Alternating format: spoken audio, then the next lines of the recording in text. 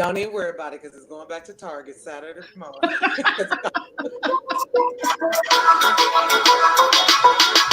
don't need Netflix, you don't need cable. Hop on YouTube, welcome to the hood table, where we chop up local and global events vocally. You don't really wanna miss out on these conversations. Just joke a little, laugh a little. Get that wine in your system, fill your glass a little. Expose current events, talk, crash a little. You never know, these opinions might clash a little. They addicted to the content, got them binge watching. You don't like it, then you want invited. Bet your friends watching in the house and your job parking lot before you clocking. They don't wanna miss a second of this HD content. Everybody think they got something to say, so it's an open invitation. Bring it to the table, but if you come whack, just don't. Everybody got something to say. Yes. To the hood table. You don't need Netflix, you don't need cable. Yeah, welcome to the hood table. You don't need Netflix, you don't need cable. You don't need Netflix, you don't need cable. That's every time sitting at God's table. Hey, that's what my niece said. She wrote that rap for us. She said, "You don't need Netflix, you don't need cable. Hop on YouTube. Welcome to the hood table." Hey. I like that. I like it. For y'all who don't know, that is Thailand music, straight out of Omaha, Nebraska. She's a rapper, so yeah, she did that for us. But welcome everybody, welcome back to the show. Thanks for tuning in. Everybody that's coming in, I see people are coming on in, so make sure you hit the like button, make sure you hit the share button, and also if you're not already subscribed to the hood table, make sure you click the notification bell after you hit the subscribe button so you don't never miss a show. Thank you so much. And with that being said, I'm gonna do something really quick. Like, hold on, ladies.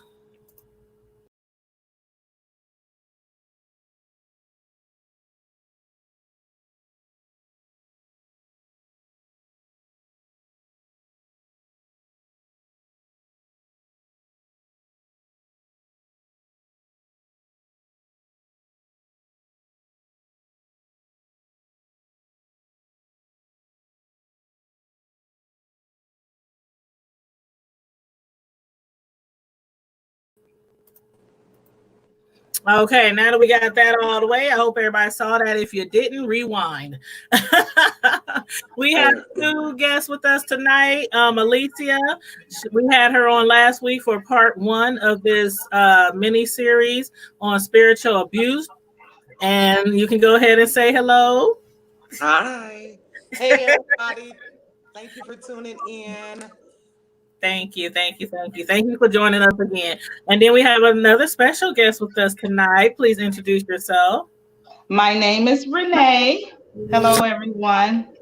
Hi, Renee. Everybody welcome Renee and welcome Alicia back to our panel where we're going to speak on spiritual abuse. And also, again, make sure you like and share and subscribe to the channel if you haven't already done.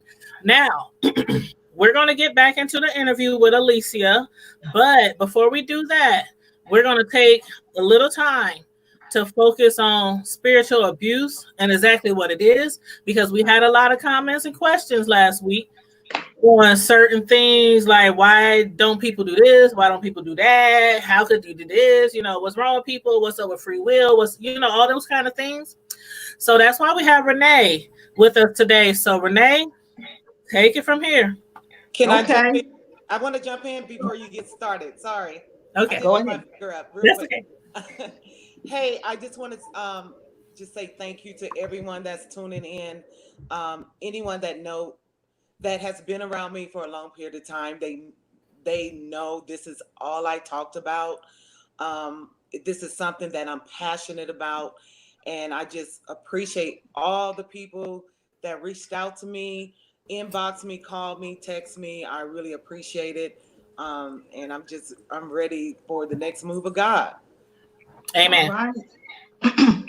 All right. So with that said, thank you, Tanya. Indeed, I was actually on the broadcast last week and saw a lot of the questions, and in talking to Alicia, I thought, hey, I highlight some of the aspects of spiritual abuse, and maybe I could go through a couple points, some pointers to give us a little more clarity as to what we're talking about. And then for those of us who may, you may not even understand that you're in an environment with spiritual abuse. So kind of give you some signs to kind of look out for, to know that you're there. My first point is that spiritual abuse causes psychological and emotional trauma. That's the results of spiritual abuse. You're going to experience some type of emotional and psychological trauma. It happens when one has spent a significant amount of time being systematically indoctrinated. In other words, you're taught to accept a certain set of beliefs uncritically. That means you're not using your critical thinking. You're being systematically set up to think a certain way. It's really rooted in a lot of lies about, and in a spiritual context, it's lies about who you are and lies about who God is. And that is a recipe for disaster. If you don't understand who you are and your relationship to God and who He is and His relationship to you, it's kind of a setup to really, for those who go off into that, that's really a weakness there. And if you think about the fact that one's actions are based, as somebody asked last week, why don't people leave? If you think about it, our actions are the result of a certain set of beliefs. So you're going to only act based on your thinking in your mind. So it becomes very paralyzing. Once you have systematically been indoctrinated, it becomes paralyzing. And then we're not simply able to just walk out away from the situation. It just sets us up to be paralyzed within that environment that we're experiencing spiritual abuse. So it's not a matter of, I'm just going to walk out. Right. Okay. The key to breaking this, now you can begin to recognize it and break it yourself. I've experienced some of it, not on the scale that Miss Alicia have, but some of it. But what you essentially have to do is you got to go somewhere and get you some truth.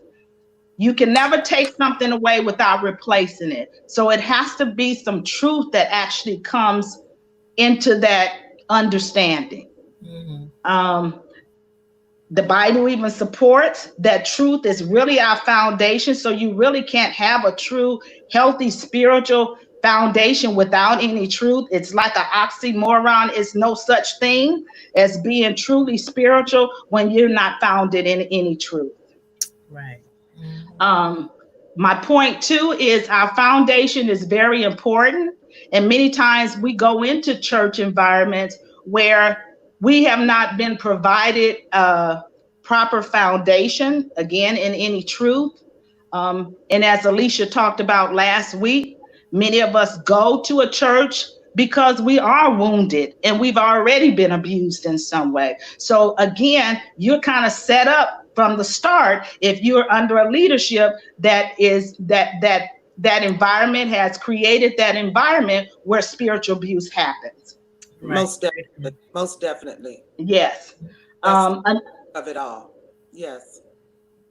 So another thing to remember is that leaders come with their own set of lenses, experiences, and they actually come with their set of beliefs and baggages. So we're all human. So even though you're coming into an environment with a leader, that leader has his own life that he's experienced, he or she has experienced their own belief system. And so that's clouding it. And so we must understand we're all being healed and we're growing together. But can I interject real quick? I'm sorry, because I don't ahead. want to leave that out there. Like,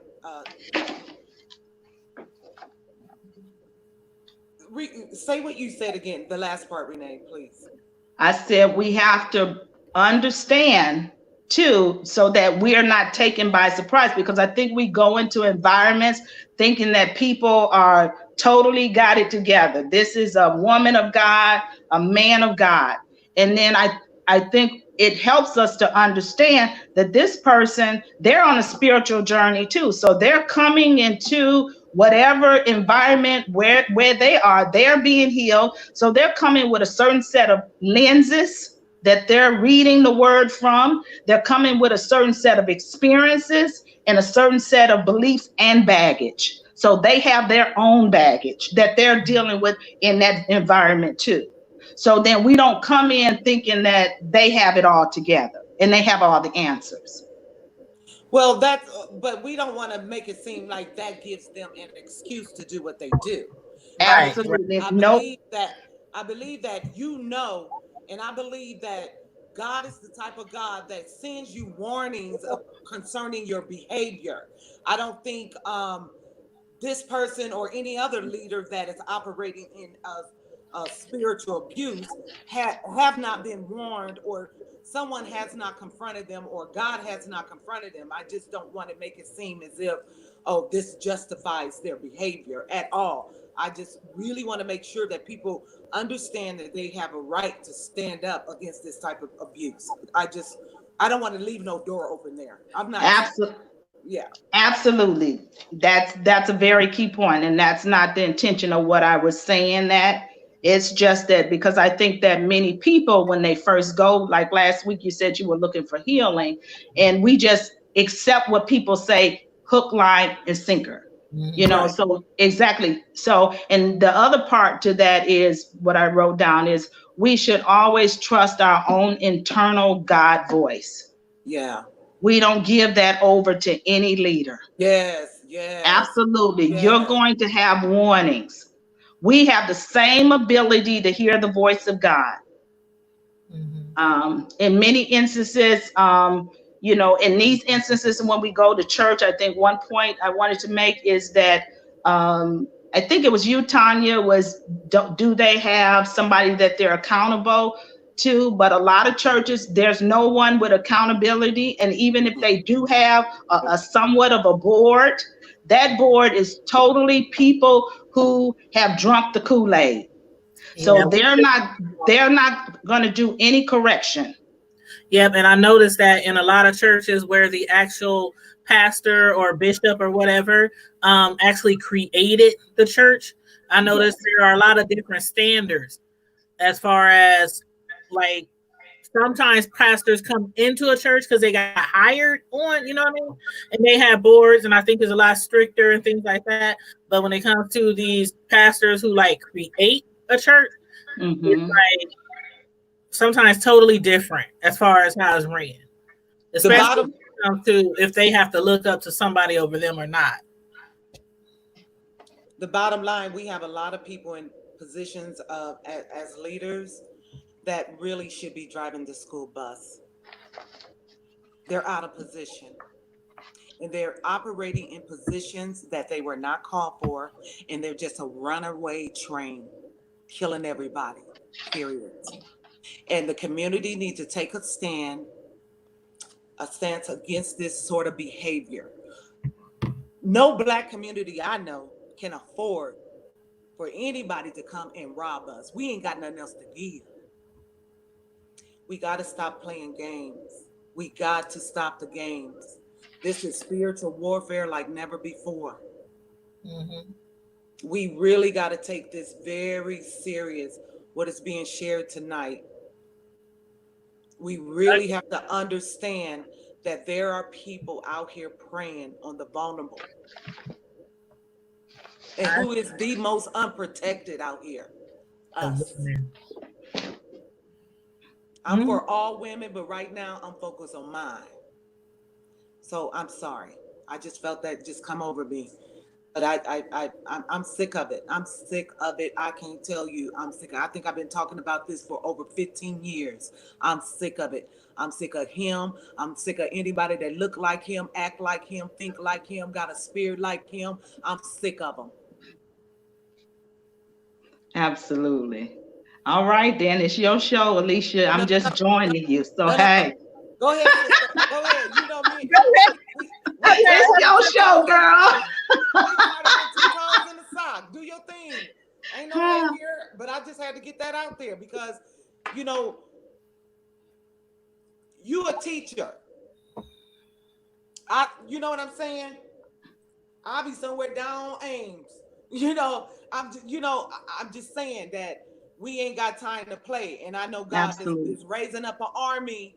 He's raising up an army to come up against this kind of mess. Mm-hmm. And Yeah. woe to you pastors that destroy and scatter God's sheep. This Yeah. is the visit. And Renee, can you see the chat, Renee? Go On your ahead. phone? Do you Let have me live? see. Press the No, I live. can't. I can't see the chat. What is it saying? There's a button. It says live chat. Do you see She'll it? take a couple questions. Go ahead. Yeah, Go ahead. because there's a lot of comments already in the chat. So if you want to answer anybody or respond to any of the comments in the chat, I know somebody said young people don't have that luxury.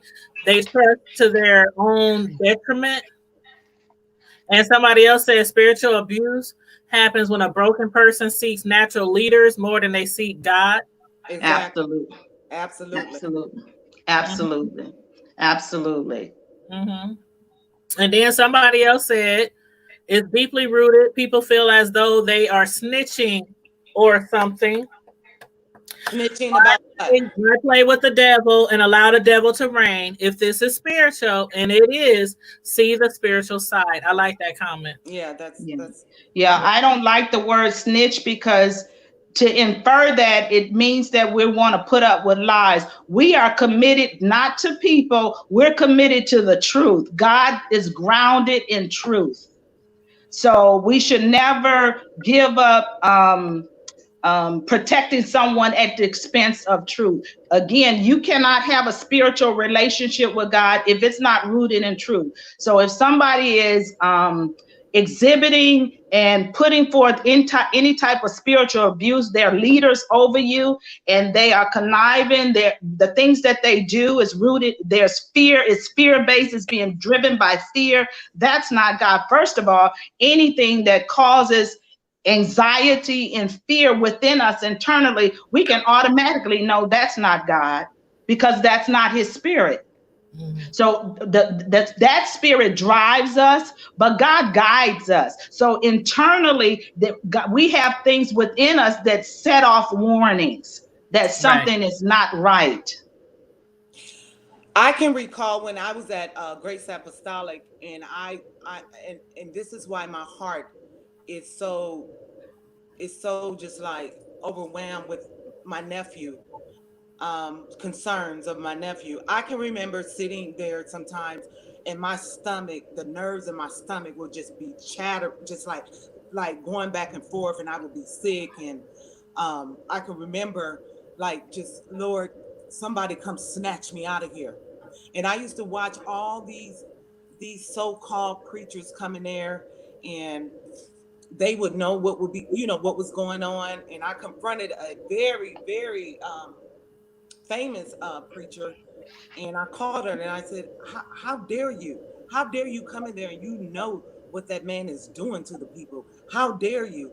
And she was just stuck. She couldn't believe that I called her out like that. But I just recall just wanting somebody to snatch me up out of there. But it was two people that God strategically used to get me up out of there. And it was Prophetess Juanita Bynum. She gave me, do this, do that, do this, do that, Alicia, and you're going to come up out of there. And she began to tell me exactly what type of spirit that was and what I have got myself under. And then it was the late Donald Pastor Curlin. When I came out, he nurtured me back. And unfortunately, he did pass away, but he was able to get me back going. And I just want to just share that a lot of times people really want to come out, but they really don't know how to come out. Fear, you know, um, your mind has been switched to think that if you leave, you're going to die. Or if you leave, that God going to kill someone else. Like Pastor Barlow used to try to put in my head that my brother that passed away in 2003 of cancer, that I was responsible for him dying. And I knew better at that time, I had developed. And I was like, that is such witchcraft. I'm not responsible for cancer. I'm not responsible for my brother passing away, but that's what that, manipulation to make you stay in bondage and feel guilty. Um,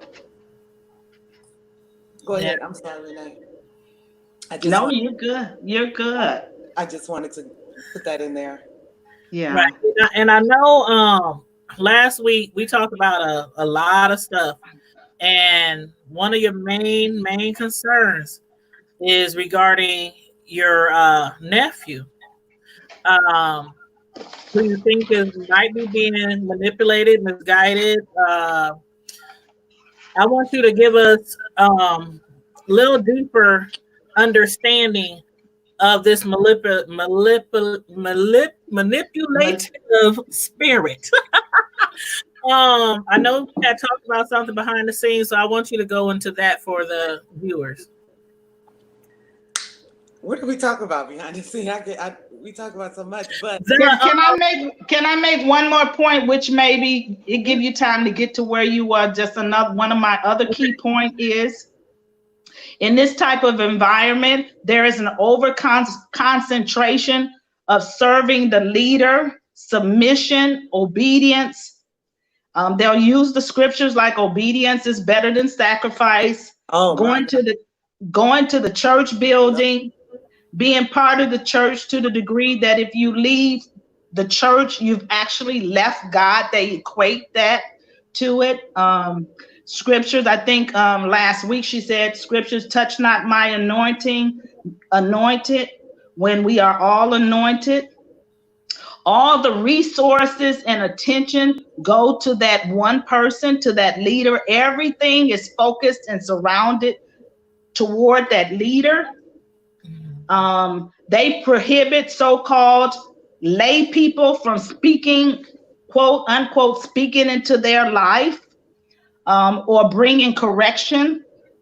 So if there is something to be said to correct them, it's as if I dare you not to question them. It sets up that environment that by the time you're where Lisa is describing, you're already into all that. You're not going to question him, because remember what I said, it's systematic. It does not happen all at once. It's not going, if you went up in there and it's boom in your face, you would leave.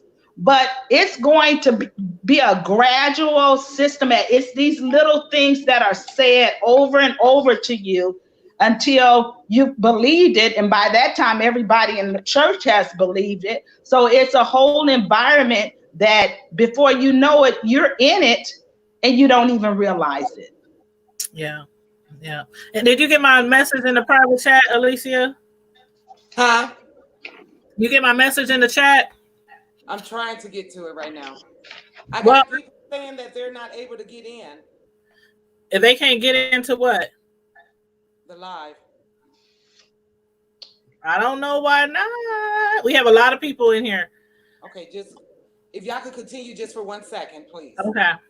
Okay, I'll do a couple more points here. Take a couple questions, please. Okay, so has any questions for Ms. Renee regarding spiritual abuse or something you might be going through, or if you want advice on something, please feel free to comment in the chat. Just ask her some questions. She is willing and open to answer questions to the best of her ability about spiritual abuse. Mm-hmm. Yeah, and if I don't know the answer, I will say it. One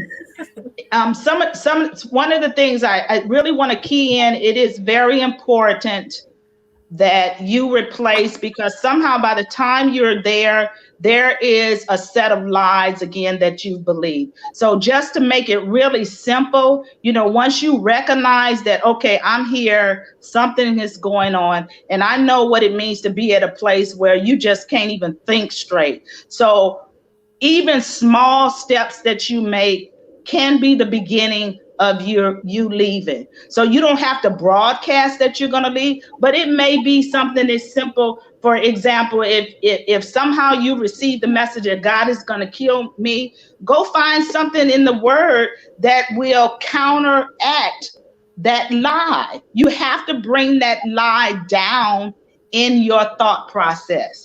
And you got to find truth. And the truth of the matter is, there's a scripture said that I know the thoughts that I have before you, thoughts of good and not evil, to give you a future and a hope. That's not a God who would kill me. So then you may have to pick out specific. There was times I had to get up every morning and say, God has not given me a spirit of fear to even get out the bed. I had to say that over and over and over again. So I don't want us to minimize the power that we do have to come up out of these situations. And it may be small to start out with. Yeah. I remember I used to think like when when I was getting free, I used to just sit and just look at me like, now I was in the streets and God didn't kill me. Now I come to the church and every other Sunday he gonna kill me. Now something ain't right with this picture. God is Yes. not the type of God that, I mean, and like I think I shared with someone today, people are saved because they don't want to go to hell. Are people really saved because they know the love of Christ? The They scared they going relationship. to hell. That's why I got saved when I was younger. We can't have no. I don't have a relationship with my mama because I'm scared. I have a relationship and a solid relationship with my mama because I know she loves me. Mm-hmm. And people have a misunderstanding of this relationship with God. It's been polluted. Some people don't know how to have a relationship with God. They just know I need to go up there and accept him into my life because I'm going to hell. And that's not a way you build a relationship. Yeah. Not You with me. cannot build, you I don't cannot. You gonna die. You gonna die if you don't do this. You don't die. You gonna do that. You gonna die. You don't do this. It's like, why am I here? I go back out in the streets and die. It And just if don't. you think, and if you think about it on a natural basis, you can't have a relationship with anybody that's constantly putting you down, constantly telling you, if you don't do this, we kind of live on the edge of Yeah. maybe I might lose my salvation. You cannot build a true relationship under those circumstances. It does not work. And then again, that's opening the door for you. If you're not solid and grounded in love, in the fact and understanding that God loves me, ain't nothing I can do to change what he did for me, because it was nothing I did anyway. So it's all his work anyway. So until you get that really grounded, then those type of thoughts and innuendos will penetrate you, and it could lead you towards being abused. There was the assistant pastor that was assistant pastor at Grace Apostolic. I'm not going to say his name, but people know who I'm talking about, and I'm going to be very, very sensitive because I love him with everything, and I love his sister, his nieces. I love the family. So let me go back to just to give an example of what you're saying. Your foundation has to be in Christ, because this is what will possibly happen, and this is my concern about my nephew. The assistant pastor, because he didn't take a position. Okay, let me back up a little bit more. Again, we made several trips to Decatur, Illinois. One of the trips, we met with a Buffett at a country club. And this Buffett guy wanted that individual to bring the type of organization that he was presenting in North Omaha to Decatur. Mm-hmm. And going to Decatur, when we went back a couple of times more to meet with the same individual. He's a Buffett. And so he convinced this individual that we were going to have this organization there. But he needed someone. So he came back to Omaha, and he pretty much forced this individual, the assistant pastor, to just abandon everything. And go up here. He put the pressure on him. God calling you to go up here and do this and do that. And the man just would not go. He just did not believe that God was calling him to go there. That was just something you want to do. But the man just stood his ground, and he demoted him in front of the people. He stripped him down in front of the people. And then one of the members of the church called another member and was like crying because she was a CNA, and she was caring for the man that was just teaching her the word of God months ago. He has stripped the man down. And then one night in the church, it was me, him, and three other the men in the church. And All I'm gonna say, he was just. It was kind of like he was being tormented. It was just kind of like I never. I don't want to go into that because that's deep. That's deep. Mm-mm. Do you know how you doing now? I saw him last year, but you can. I mean, we were meeting stuff, and he was just like a really good brother. I mean, he was a good brother. Everybody liked him. Everybody liked this man. He could teach you the word. He'll take. He'll teach you about faith. He'll teach you about salvation, forgiveness. He was just one of them solid teachers, and I think it was all about jealousy as well because the people loved this man. And you know what I mean? So when you're a narcissist and you see people gloating over someone else, oh, wait a minute, I got to find a way to tear him down or get him out the way. And when he didn't take that position at the church, when April said he's never been the same. When he didn't take that position at the church, Mm-hmm. he was like a little boy. All the confidence he ever had was out the door. And then we was in that church, and we was waiting outside for Kevin's mom, because at this time you have to remember he didn't have no income. He took his income. They had nothing. And then I'm sorry, y'all. And then I remember waiting outside. It was me and the individual that I'm speaking about. We waited outside of a church, and this individual's mom, who was the age of my mom, she parked behind us and was getting out the car, and she was just like, he was in the car. He was like, she getting on my nerves, always begging for money, but she begging for money because her son needed to pay his mortgage. Now, when you say he took all their money, explain. The guy, he was a full-time pastor at the church. He was a full-time pastor, and he had a family. This was his income. He had gave up his job to come and be a full-time pastor. And then because I don't do what you say, I stand on what God say. You strip me of my income, and me and my family is out here just trying to survive. And he had a nervous breakdown in front of everybody. Okay, so that was his source. So he wasn't just like a pastor that speaks every, so you know how sometimes they have. No, he was the assistant pastor. So he was getting paid. He had a salary. So he had a salary. Okay. Salary. Okay. He has never. When I saw him last year, he gives. I mean, he's there. I'm not going to make it seem like he's just not there, but you can still feel the pain. You can feel the pain. And part of why I think it's very important that we begin to talk about this, because when we encounter these people, it becomes our responsibility to help them heal.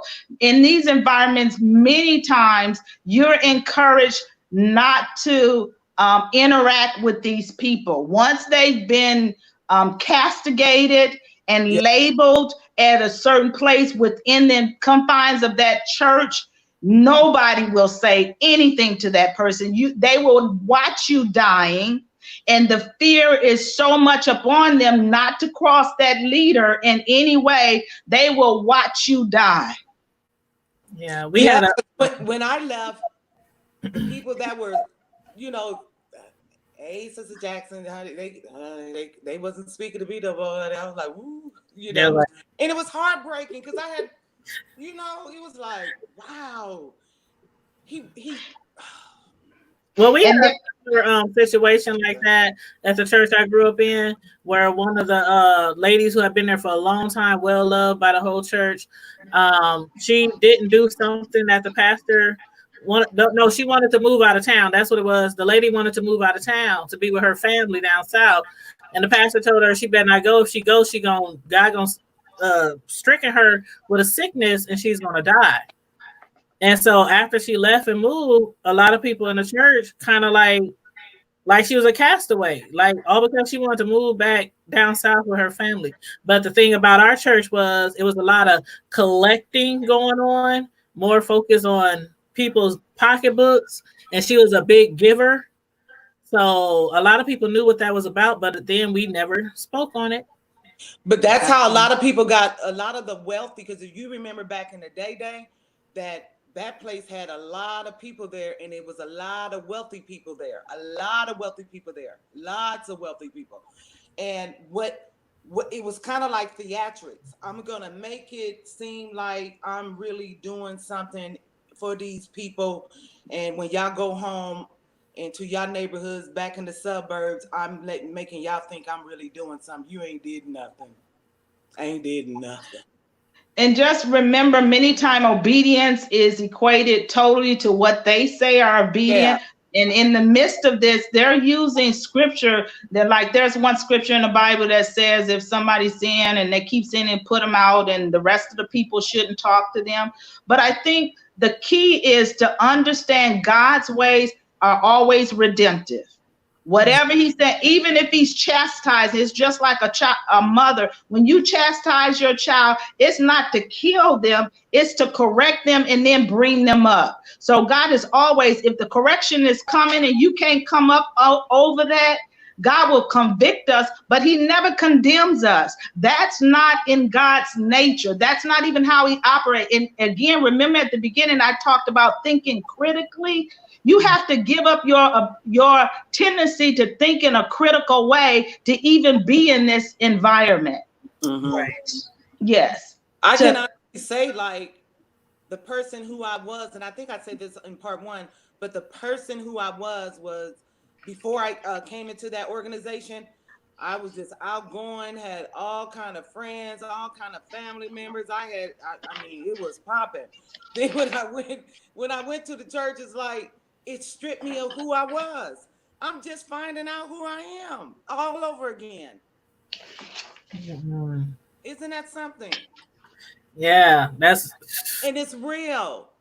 It's real, and it happens. It happens all over at a lot of different churches. So I'm glad we got Renee on here to help us break it down, because it's bigger than a lot of people think. A lot of people ain't never been to organizations with certain type of activity going on or certain type of teachings going on, and they don't understand. I spoke to somebody last week who was like, what they said to me was, they said, where are the men?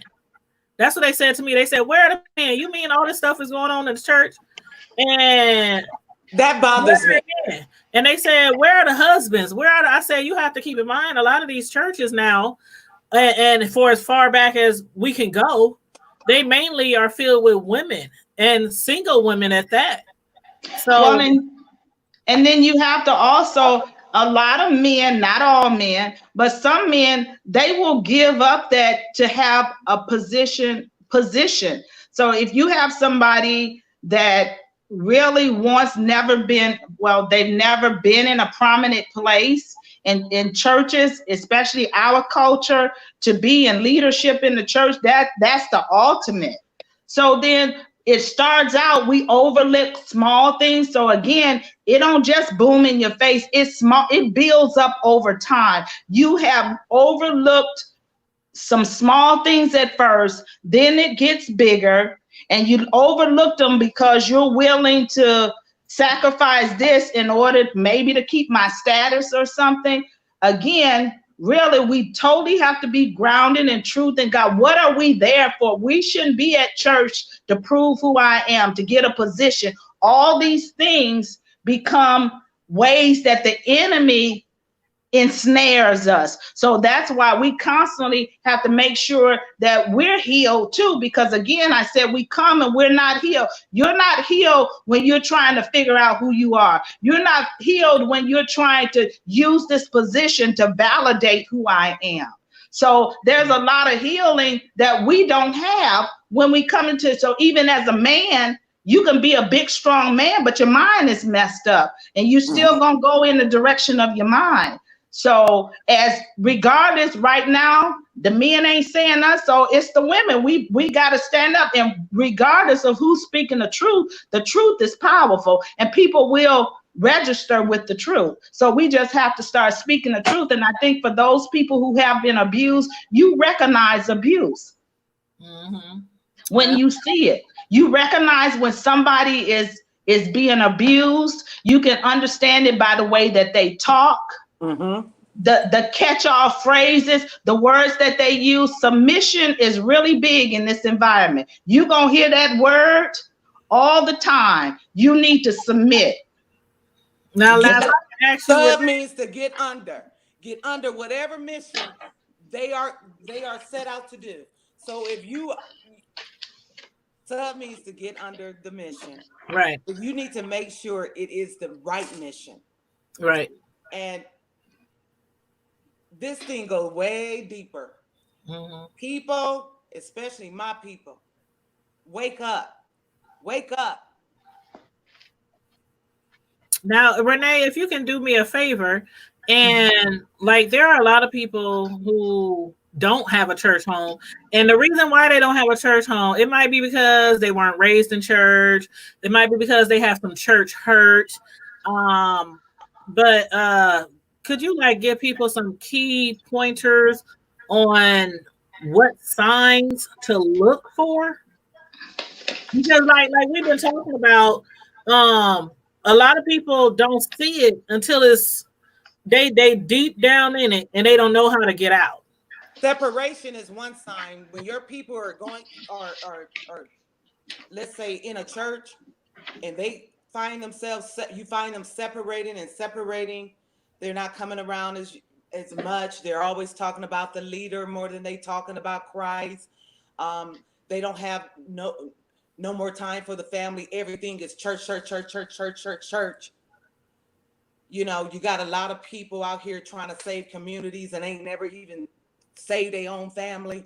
Everything is being done backwards. They love the church more than they even love their own family. That kind of craziness. It's out of order because everything God does, he does in order. You can't skip kindergarten, go to the 5th grade and talk about I'm here. You go back and do them for others. We got to get this thing in order. It's out of order. There is no way my nephew should be in no one's church that's teaching the love of God and is thinking that what he is doing is okay. Because if the Spirit of God is in him and the word is being taught correctly, it just should have shaken something in him, because I do know my nephew have the Spirit of God dwelling in him. It's all here. He's being controlled here. And I know he doesn't understand what's going on. That's good. A good spiritual leader always points you to God. They do not become your God. They don't try to gain complete control of you. They're not in every aspect of your life. They will teach you. The ultimate goal is to get you to a place where you can follow God and hear God for yourself. They don't become your word. One of the things that we do in churches now, we run the church so we can hear from God. Well, if you can't hear from God yourself, you got a problem.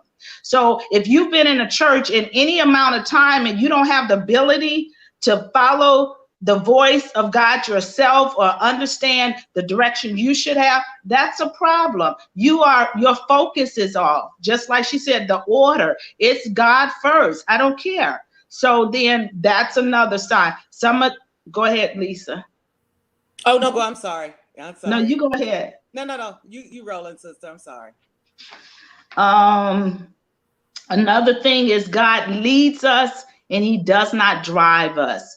And one of the examples that Lisa gave last week, she was on her way somewhere and then she got there and had to turn around. That's being driven to do something. If God didn't want her to go, he would have used some other elements to correct her and say, you know, maybe a friend calling you, having a conversation. There are other ways. God is not over you trying to beat you down. And another one is confusion. God is nowhere in a lot of confusion. Anytime you confuse, you should not be moving in a spirit of confusion. You need to just sit there till that confusion leave. So that's another sign that you are experiencing spiritual abuse. There's a lot of confusion. You can't make out the word. There was a place when I was in the midst of it that I could not read the entire Bible. And somebody with wisdom told me one day, because it all, again, number one, everything in the Bible is not truth. Everything in the Bible is not true. It's truly stated. Somebody said it, but it's not truth. So then, if you don't understand that, you may go to a scripture, and while you're in the midst of this fear, you feel like that scripture is talking to you. So what I had to do at that time, I had to go to John, and I had to saturate myself and only read scriptures that pertain to love. Mm-hmm. And that's one of the ways that it helped me, because that's the only thing that I could really digest at that point. Everything else felt like condemnation. It felt like if I went in that Old Testament, you shouldn't be reading anything about Leviticus, because you think you're going to go jump off an edge somewhere if you're in a state of confusion. So once you're in confusion, you can't even get in the word to really pick out of it something that's going to help you. So just because I'm a teacher, that's just, no, somebody told me, say, and I explained to them what was going on. And it was an old mother. She said, well, baby, just read John. And St. John talked a lot about love. So she gave me a prescription. She didn't know everything about spiritual warfare, but because I was telling her, when I read these other scripture, I feel condemned all the time. So I had to start reading and building myself up to understand and to know that God loved me. Mm-hmm. And if you're not, if you don't have a foundation of love, you are in trouble. Mm-hmm. And again, some of us, especially as women, we're coming where we've been raped, we've been molested, we've been abused and talked to any kind of way. So then we're already predispositioned to even take that in anyway. And any time, and in many cases, how you view something naturally, that's how you're gonna go exactly. toward it, even spiritually.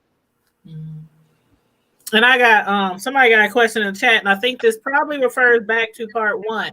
But they said, I think this refers probably to the money situation where you say like over $1 million was raised to buy a new church and it was never done. And like 10, 15 years, there's still no new church.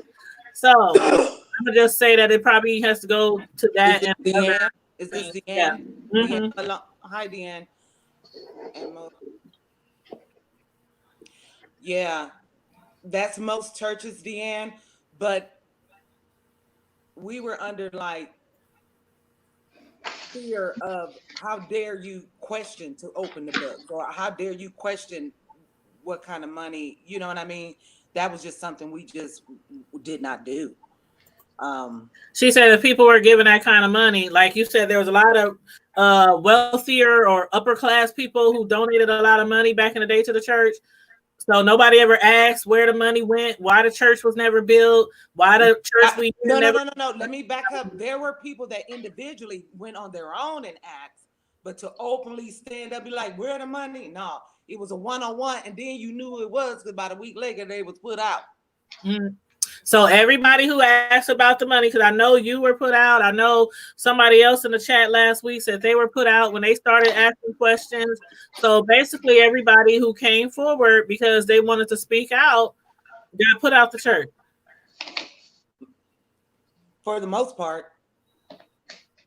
And the one and only said, how do we stop this from continuing? Like what do we do? Like, we know what signs to look for spiritual abuse, because Renee is helping us with that tonight. But how do we stop it if it's already going on? Like, I mean, I know a lot of people have been giving Alicia her props for speaking out, because like the one and only said in the chat, why ain't nobody ever went public with this before? The spirit of fear. So how do people get over that fear and speak up for themselves? Baby, it's a process, because I can tell you I've been carrying this thing for years, and it's just fighting it. fighting it, just fighting that spirit of fear, fighting to stand up for myself and my people and my nephew. I just overcame, and it came from prayer and just people praying for me and just Dora, obviously you haven't gone to the churches that we've gone to. There's no financial reports. And if they do, they're doing their own financial. Obviously you come from backgrounds that's different than us. You are from an organized religion. Or organized church setup where usually it's a regional person and then it's pastor and all that. We're talking many cases. Now it could be that because we got Catholic churches where they're abused, and there's a lot of structure in that one. So it can happen. But for what we're talking about, these are oftentimes, I'm sorry. These are oftentimes individuals who have set up a church. They're very charismatic. They draw the people in.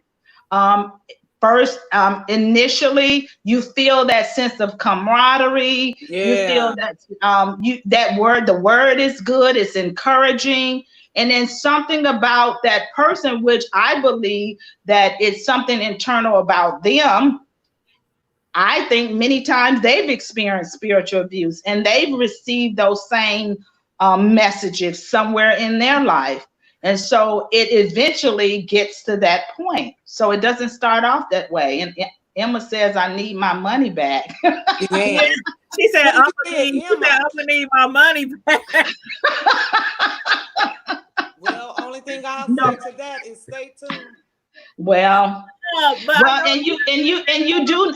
Can I speak to that? If you remember in the Bible, the tax collector, he was taking everybody's money too. But when he got truly saved, he said, "I'm willing to give back everything I took, 2 or 3-fold." So you already know that there is a basis for that, but you probably ain't gonna get it. Hey, and you can go repent and do all that, but baby, go cash in them Bentleys and them Rolls Royces after you get done repenting, because there's repercussions. Yeah, God will forgive you, but there's some things that He is requiring for you in that forgiveness. There's some things you're gonna have to get back, baby, and I don't know if that person is able to give it back or is willing to give it back. Well, Deborah said that in order to be a 501c3, these guidelines are required by the government.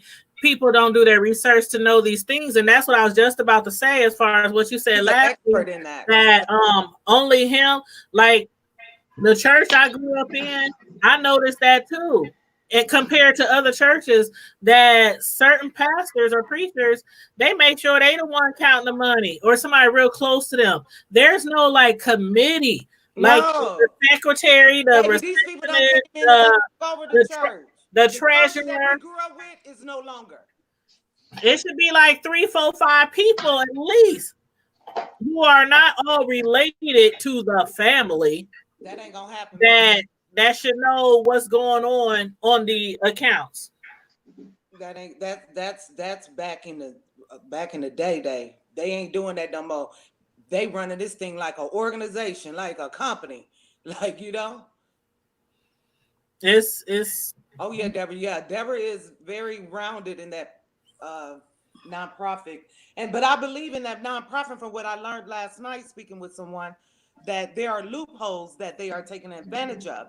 So it's up to us to get that back in front of the, help change the laws on that, because we can't afford to allow nobody to come in our community and take from us. As I said before, we ain't got nothing else to give. What do you want? Like Tyree said, what do you want from me? Like, I don't have nothing else. Hey. Like, you took everything from me. What else do I have to give? And I think the key, you said, what do? We do just what we're doing now. You start to speak out. Somebody has to have the boldness to start to speak and continue to speak. And I think once it's enough people that begin to speak about it, number one, I believe that we support sometimes leaders. If you stop showing up at church, they'll have to close the door. But until then, somebody has to speak out about what's happening. And you ain't lying about that, because the church I grew up in, we had a whole bunch of poor folk from the project, from the hood. We was in Hilltop, Pleasant View, Flatlands. We was all over the hood. All the members in the hood. Well, nobody up in there rich. And the pockets was continually being drained. I mean, to the point where we didn't leave church until they raised what they wanted to raise. And we talking about people who are on welfare and food stamps, Section 8, the projects, no jobs, no cars, but the pastor rolling around in brand new Cadillacs every year, mink fur, bling, bling, bling. I mean, I remember so many times when I was younger saying, Mama, can we go? Can we go? Can we go? We ain't leaving here. I know somebody got $50. I know somebody got $100. I know somebody. And then fleecing the people. We got to the point where people was giving so much, the people in the church was going without lights, without water. Their kids ain't getting school clothes. I mean, all kind of stuff. And then eventually, everybody started leaving, and eventually the church is still sitting there right now with weeds probably growing inside the church, because everybody just kind of dispersed and they wasn't getting enough money to keep it running, so they shut the church down. Now you draining po folks. The last we was all, I ain't gonna lie, we was po. We was po. I remember times where the church was getting so much money from the people. And this is my story. This has nothing to do with Barlow or Grace. This is my story from my church. And the church was getting so much money from these poor people. And at one time, the water was shut off at the church. Nobody understood why the water was shut off at the church, right? But the pastor had people in the church get water from their house, fill up buckets, fill up pails, and all kind of stuff, so we could take to the church, flush the toilets, things like that, clean the church. In North Omaha. And then our water got shut off at home. You know what we had to do? Because nobody at the church helped us. My mama went to the church to try to get help. They said, pray on it. God will supply your every needs. You know what we did? We, in the middle of the night, was gathering water from neighbors. And I ain't ashamed to say that. I told that story many times. That was one of the reasons why I stopped going to that church when I was like 15 or 16. My mother could not make me go back to that church. I mean, my father almost left my mother because he wasn't going to the church. And he was like, why you keep giving this lady all her money and we need food? Well, the Bible says, she said, if we don't pay our tithes, she said, if we don't give these special love offerings and we won't be blessed. Now, but you know what? I just got a little angry, sister, and I know who you. I was living in the house with no lights and water, taking all your hot dogs and ramen noodles. Son somewhere being a serial rapist. I'm crazy. This is crazy. Eating ramen, eating ramen noodles. She's sitting there taking all your money, and her son out of town, the number one serial rapist. Now the devil is a lie. Now why would we sit there and give her all our money up until the point we ain't got no water?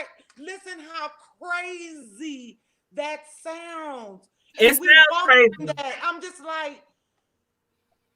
And my mother was totally brainwashed. Totally brainwashed. And when I grew up, I stopped going to that church for a long time. When I grew up, my mother was like, the pastor wants you to come to the church. The pastor wants you to come to church. I was like, Mom, I don't want to go to that church. So I went a few times and I noticed it was the same thing going on. So I left again. And for like a whole year, my mother just kept telling me, the pastor said, if you don't come back, the pastor said, if you don't come back, you ain't going to ever have this. You ain't going to ever have this. And every time I said, if you don't tell your pastor, I am not coming back. Quit asking me to come back. If I don't get blessed, I just don't get blessed. So again, I didn't even want to talk to my mother because every time I talk to my mom, the pastor said, I'm like, Mama, if you keep, I'm going to stop calling you. You over there can't afford your rent and your water and all this kind of stuff, but she rolling around in expensive Cadillacs and she good. And everybody in the church getting evicted, no water, no lights, no gas, shopping at the Goodwills, the thrift stores. Remember Goka? They gave out free food and free clothes. That's where we was. That's where the church members was. Because all our parents kept giving all their money to the church. Really, we So need I to never went back. we need to put a lot of these pastors, and this real talk. Real talk. I got to put 20 on 10. We need to put some of these pastors in front of these judges and put some charges against them. Their behinds. You don't fleece God. You don't stole from God's people, and you think God's people are supposed to sit back and just let you get away with that? That is just low down and dirty. We need to put these people in front of judges and have these judges and try them for robbery and thievery and manipulation of the people, fleecing the people. Like, come on now, black folks, stand up. Absolutely. Stand up. Somebody said, I hate to cover your face, but I gotta put this on the screen for a few seconds. Why would he need to give back any of his cars when it is his saints that give so that he can get those cars? I'm confused. He has blessed us tremendously, and now he is being blessed. Who you mad at? That's what somebody said. Baby, we already know you go to Grace Apostolic. Just the way you sound, I can hear the sound. I know that sound. I got a degree in this. I know that sound. I'm not gonna even go back and forth with you, baby. I'm gonna keep it. So, and here's another point that I want to make. That to me, this has always been my guide. If you're a millionaire, you should have millionaires in your church. You should not be a millionaire and everybody poor in your church. Something ain't work, because it should be working. Now, if I give to churches too, but I'm blessed. So if it's not working, it's not God. So nobody should be under a leader that he got everything and everybody else don't have anything. Something ain't right. And again, we're talking about think critically. You have to give up your critical thinking to be in that kind of environment. So it's not about being blessed, because when you're blessed, you get it the right way. Also, you're not pimping people to get it, and you're not doing it at the expense of other people. Of others. So if I'm being blessed, everybody around me should be blessed. But if I'm the only one blessed, I'm the only one got liberty, I'm the only one freedom, I'm the only one can go buy a car, something is wrong with that. You the only one get to see your grandkids and your kids, and everybody else got to go through the Constitution, like an act of the Constitution, to see they grandma. I just found out today that my nephew lived right around the corner from my mama. How crazy is that? Absolutely. So for the person who said, but let me say this, and I'm not putting it out there. I'm gonna leave that one alone, but you have to be careful, because that spirit, catch what I'm saying, get it, it leads to other things. It leads to other things. Mm-hmm. Mm-hmm. It opens the door for other things. And then also we didn't just say give the car back. I gave a scripture that when somebody is totally really been redeemed, they have had their eyes open, you're gonna wanna bring forth fruits worthy of repentance. You don't just repent of something, you got to do something that corresponds with repentance. You can't just say that you repented and I didn't do anything. Even the 12 steps tell you that you have to right the wrongs that you did to other people. So that is a spiritual principle. So we're not just telling nobody to go give their cars back. We're talking about it in a context of how they got it. And you got to hear the whole totality of the matter. That was just a piece of what we talked about. Somebody said you're telling the truth, girl. Preach. She said preach.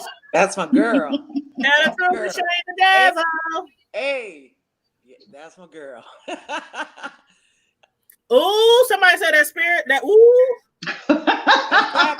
All right, White Vine. And I love White Vine here. Look at it. That pimping spirit leads to spiritual hoeing. Yes. I wanted to repeat that. I had someone that I got kind of like in a conversation with, and they were kind of upset that I was saying, well, baby, we was nothing but really spiritual hoes. Absolutely. And he was his pimp, and I was his bottom hoe because I went out and recruited everybody. You get it? Now It's the same concept. You were really close to him. How close were you to him? Like, how much time did y'all spend together? A lot of time, but he had other people in there that he was close to. But we were pretty close. Yeah. Now when I look back, I think it was designed by God that I was able to become a friend of his, or not a friend, but close to him, because I think I can see the purpose of it now. I can see the purpose of it.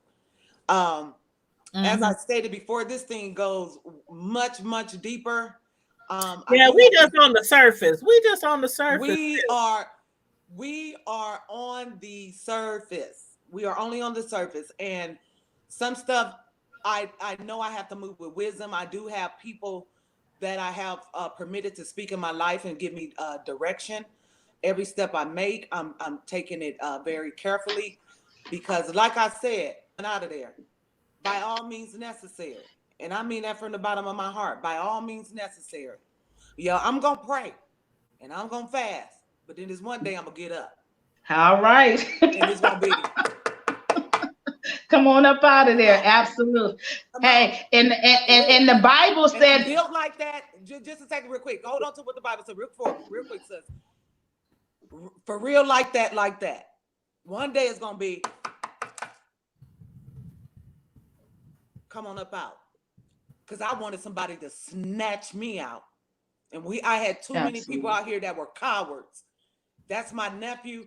And if it come down to me going up in there and snatching him out, he coming out.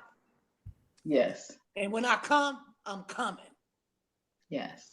And one thing about it, when you grounded in truth, it brings boldness. God does not give us a spirit of timidity and crawling fear. We have boldness in him.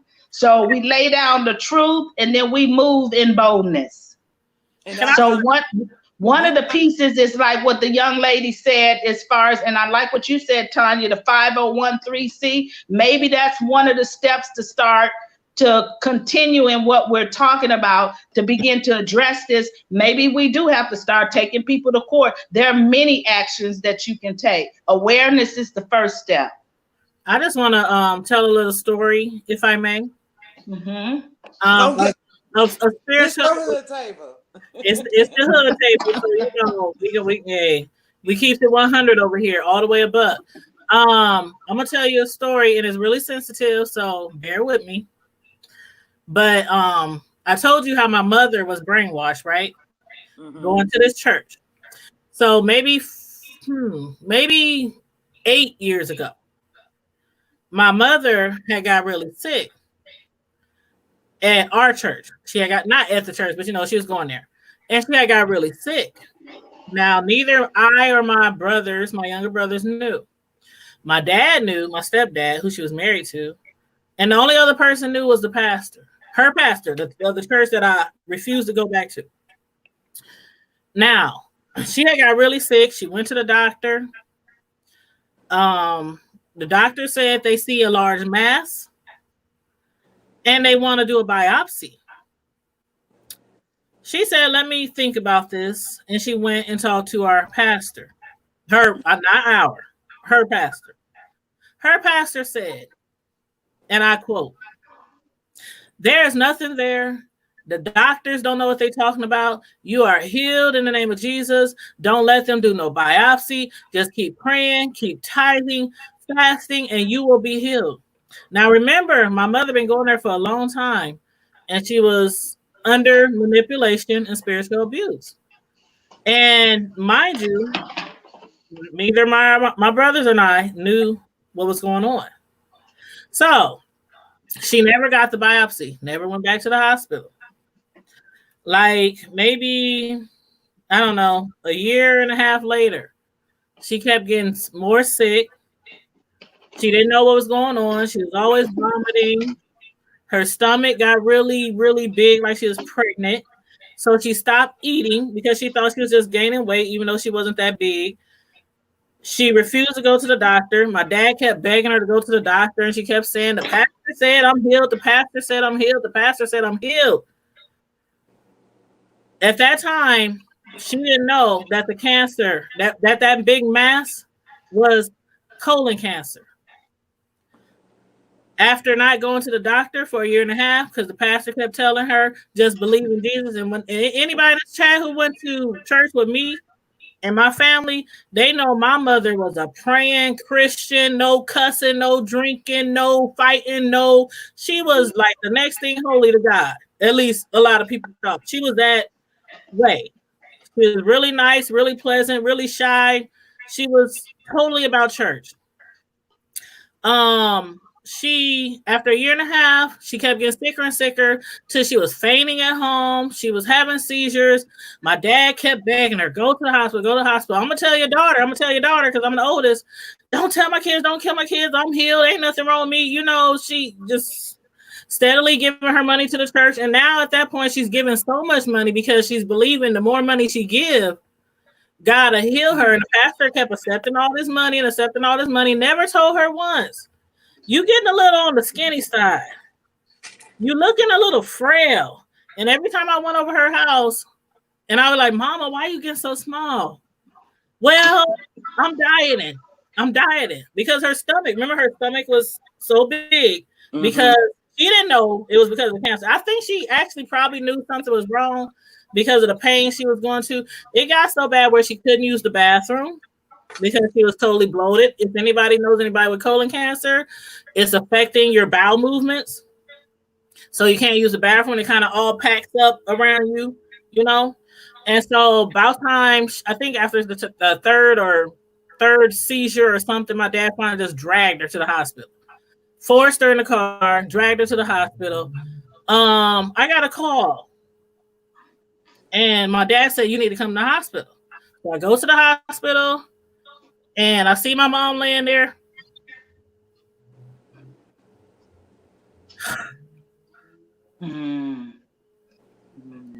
After I find out that it was the pastor who kept telling her not to go to the hospital, I was so angry. I wanted to go over her house. And people who really know me, I would have mollywopped and monkey stomped all over there. I was that angry. And I have to tell this story because this is about spiritual abuse. And until it affects you, you don't know. Absolutely. You have no idea. Yes. The doctor said if your mom would have just listened to us and listened to the biopsy, she wouldn't even be here right now. We could have cleared it out, cleaned it out. But by the time we had 3 weeks left with her, and my brother and I were so angry. And we was also angry with my dad, but he was like, you know how your mom is. She told me to promise not to tell you. After that, all her family members, her sisters, her brothers, her friends, everybody was angry with me because I'm the oldest. And they thought I knew. They was like, why you never told us your mom had cancer? I didn't even know. The only person who knew was my mom and her pastor. So after that, we had to plan her funeral and everything because she died 3 weeks later. And the pastor, I never knew any of this until my dad told me everything. And so the pastor was like, I'm preaching her funeral. And I kept telling my dad over my dead body. I know that's right. I'm preaching my mama's funeral. So we found somebody else. I got a cousin who's a pastor, and I said, oh, he's going to do it. But then me and my dad kept contemplating. We said, we know how much my mother loved that church, how much she loved that pastor. And we know it would be her wishes. Even though we are so angry, I'm like, it would be her wishes for that pastor to preach her funeral. So we did it. And you know what happened? All during the funeral, you know what the pastor talked about? Her expensive cars, all the money she make in church, at her 2 churches, her expensive clothes. She talked about everything but my mom. And I got witnesses in the chat. They might not say anything, but they was there. They was there. My dad was so angry. Everybody after the funeral. What's wrong with that pastor? Where'd y'all find her? All she did was talk about how she flies all around the world and she made so much money. And I'm like, is this really happening? And I couldn't do anything at that point because it was like the funeral service. But when we talk about spiritual manipulation and spiritual abuse, it's real. It's real. Some people who are strong enough, they might be strong enough in faith, but strong enough in faith is not the same as having your own mind and having your own willpower. Like somebody said last week, what about willpower? What about people having their own they do what they want. If they want to give, if they want to do this, that's their but some people don't know better. They just don't know better. And then all the time, hungry, no lights, no gas, and she was giving all the money to the church. When it came to time where our pastor should have been there for us and been giving my mom direction and guidance, she was like, "Oh, you're fine. You're fine." I think that most women, and I'm not trying to overlook what you're sharing. I'm not trying to be insensitive, but I just want to say this, is that what we experience in the church is just straight up manipulation. It's just straight up pimping. Sometimes people got to knock at your door and say, baby, you being pimped. Yes. And I'm here tonight and saying some of you are being pimped and you have the right to call these people out on the carpet about your money. Stop giving your MUD bill to these pastors when you know your light bill got to be paid Friday by noon. And you sitting in the dark explaining to your black little kids, giving them some crazy excuse of why you couldn't pay the MUD is gas, y'all. I'm sorry. Y'all meant OPPD. You can't pay your OPPD, and you got to sit and explain to your black kids why they sitting in the dark over the weekend. And then you expect them to go to school Monday and function. Y'all crazy. I was crazy. We got to stop this. And then what you're setting your kids up, they'll never respond to God under those, because they're understanding, they're looking at what God does in your life, and they're saying they don't want none of that. And anytime, I just want to go back to Tanya, because I don't want to seem as if we're overlooking what she's. No, y'all. No. That. You know what, Tanya? Boy, I really want to pull out. Ooh, baby, I just really want to let that woman have it right now. I really want to see, this is a mess. Because you're sitting up there mistreating people and doing, and I know exactly who it is. I know who you're talking about. I can't even go into it because I haven't got her permission yet. But trust me, I know that hoe runs deep. And that stuff right there, you doing all that mistreating of people. So, is you crazy? Your son down in Oklahoma, serial rapist of the year, and you up there fleecing God's people. I'm sorry, y'all, but I'm putting it out there tonight. I don't like that.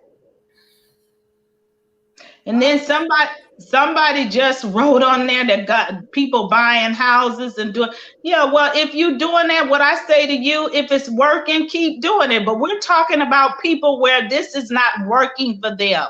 Every time that I believed God and it was truly unctioned by God, I never had to bear the consequence of something bad repercussion about it. So there's a difference. You got to look what's coming out of the environment. And what we're talking about tonight is all ugliness.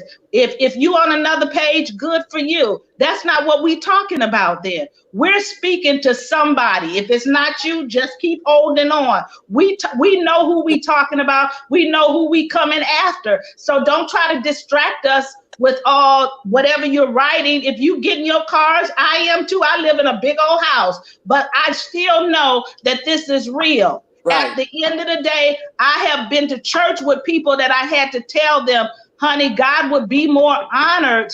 Right now, you can't give a tenth.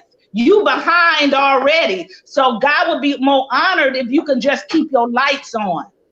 Exactly. So we have to speak to these people. Keeping your lights on is spiritual.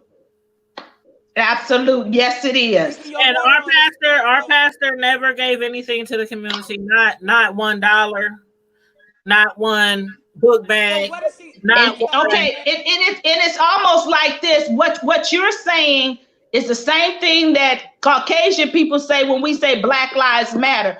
Okay, yeah, all lives matter. Yep, we know, but right now we talking about Black lives. It's the same thing. You can't come up in here talking about what we're not talking about, because we're not bad mouthing. There are good churches. There's wonderful pastors. I've had them. We understand it. Right. There is results of giving in faith when it's unctioned by God. We're talking about people that are pet leaders that are driving the people.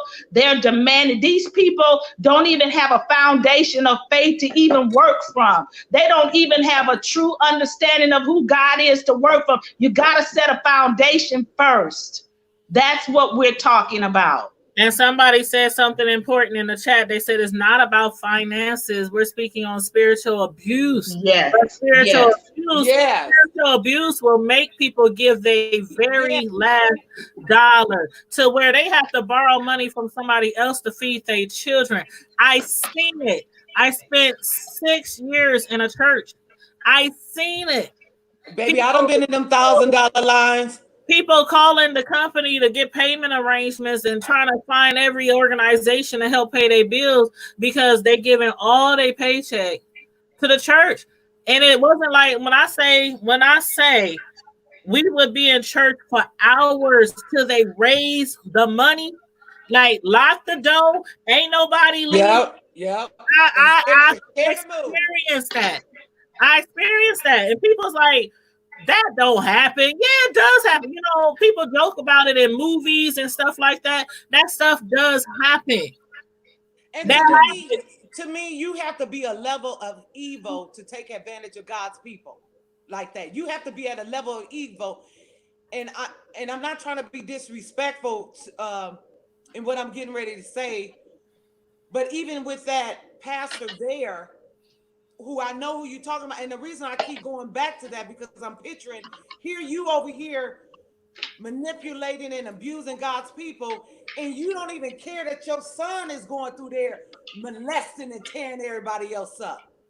And it started in the church. He started raping in the church. Let's keep it all the way a buck. He started raping in the church.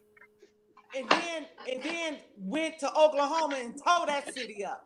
And nothing ever became about it, but because they was too focused on other things. They weren't focused on all the complaints against their own child and all the girls in the church that he was harassing. Nope.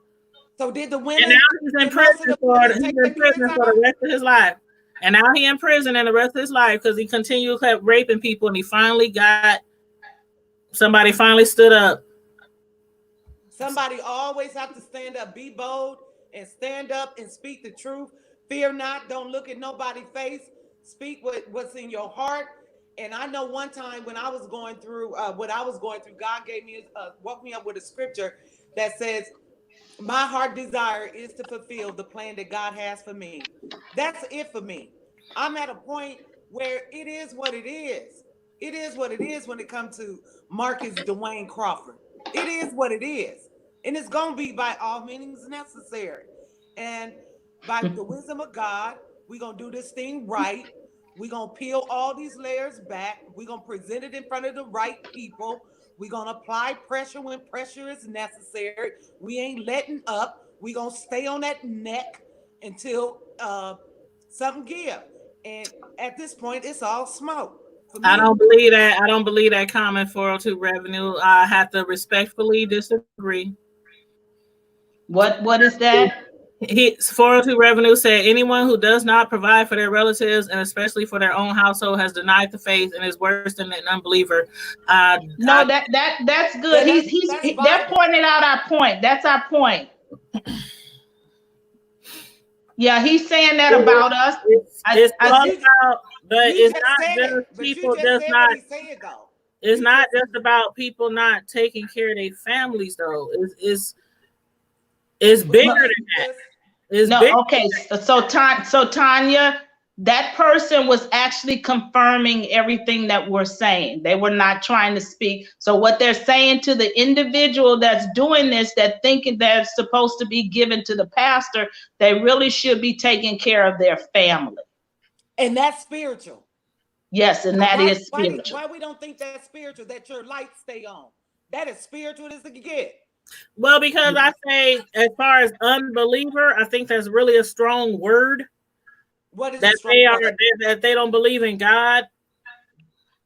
They said it's worse than an unbeliever. That part, that's what I'm talking about. Yeah, that's just a comparison.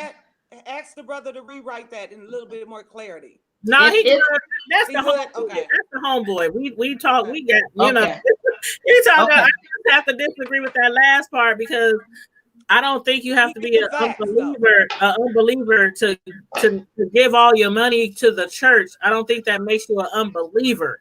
That's all I'm saying. Yeah, that's just my opinion. Say what you said again. Say that again. So okay, let me highlight his here it is.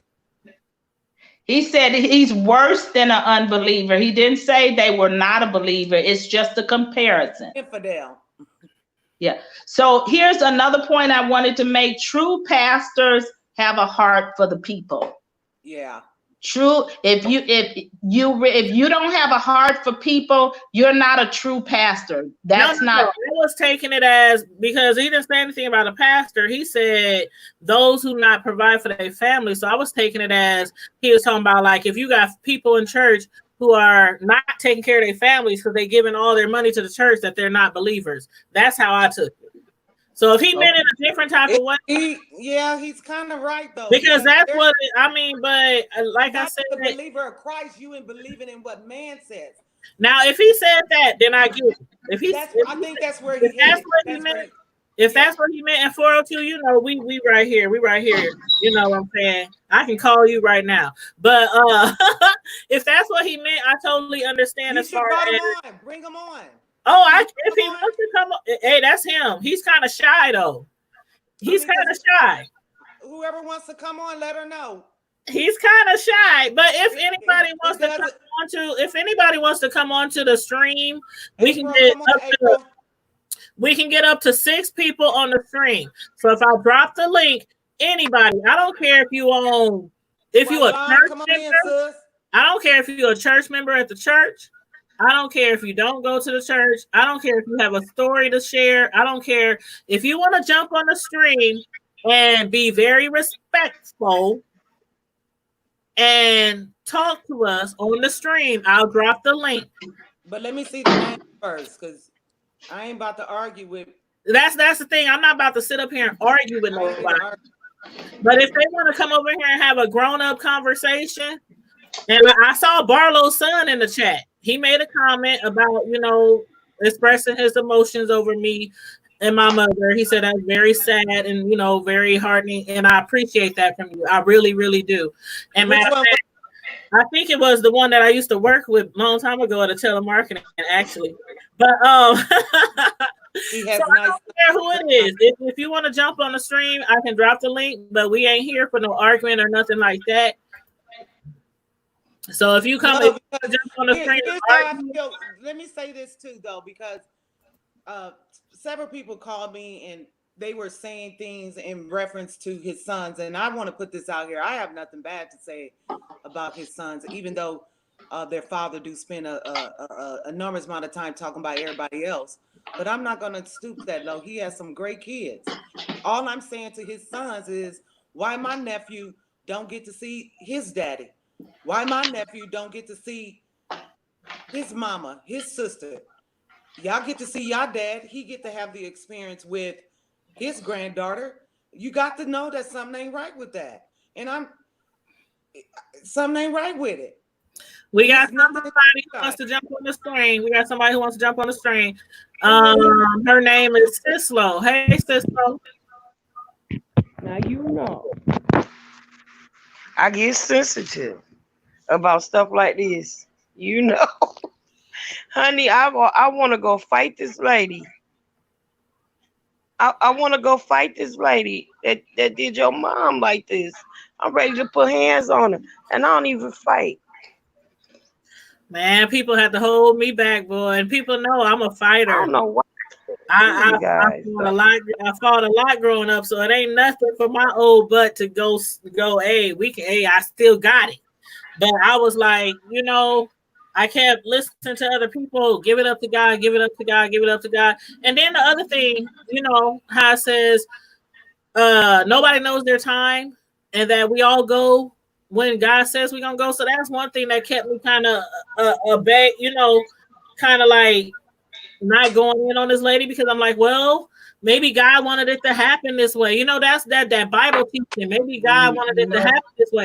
And I'm like, I cannot believe that's that not the will of God wanted. God. I can't believe that God wanted my pastor to tell her don't get medical attention. I just can't believe that. So Okay. I have some kind of. I believe in God and everything. Don't get me wrong. I've been raised in church since 4 years old, so I truly believe in God.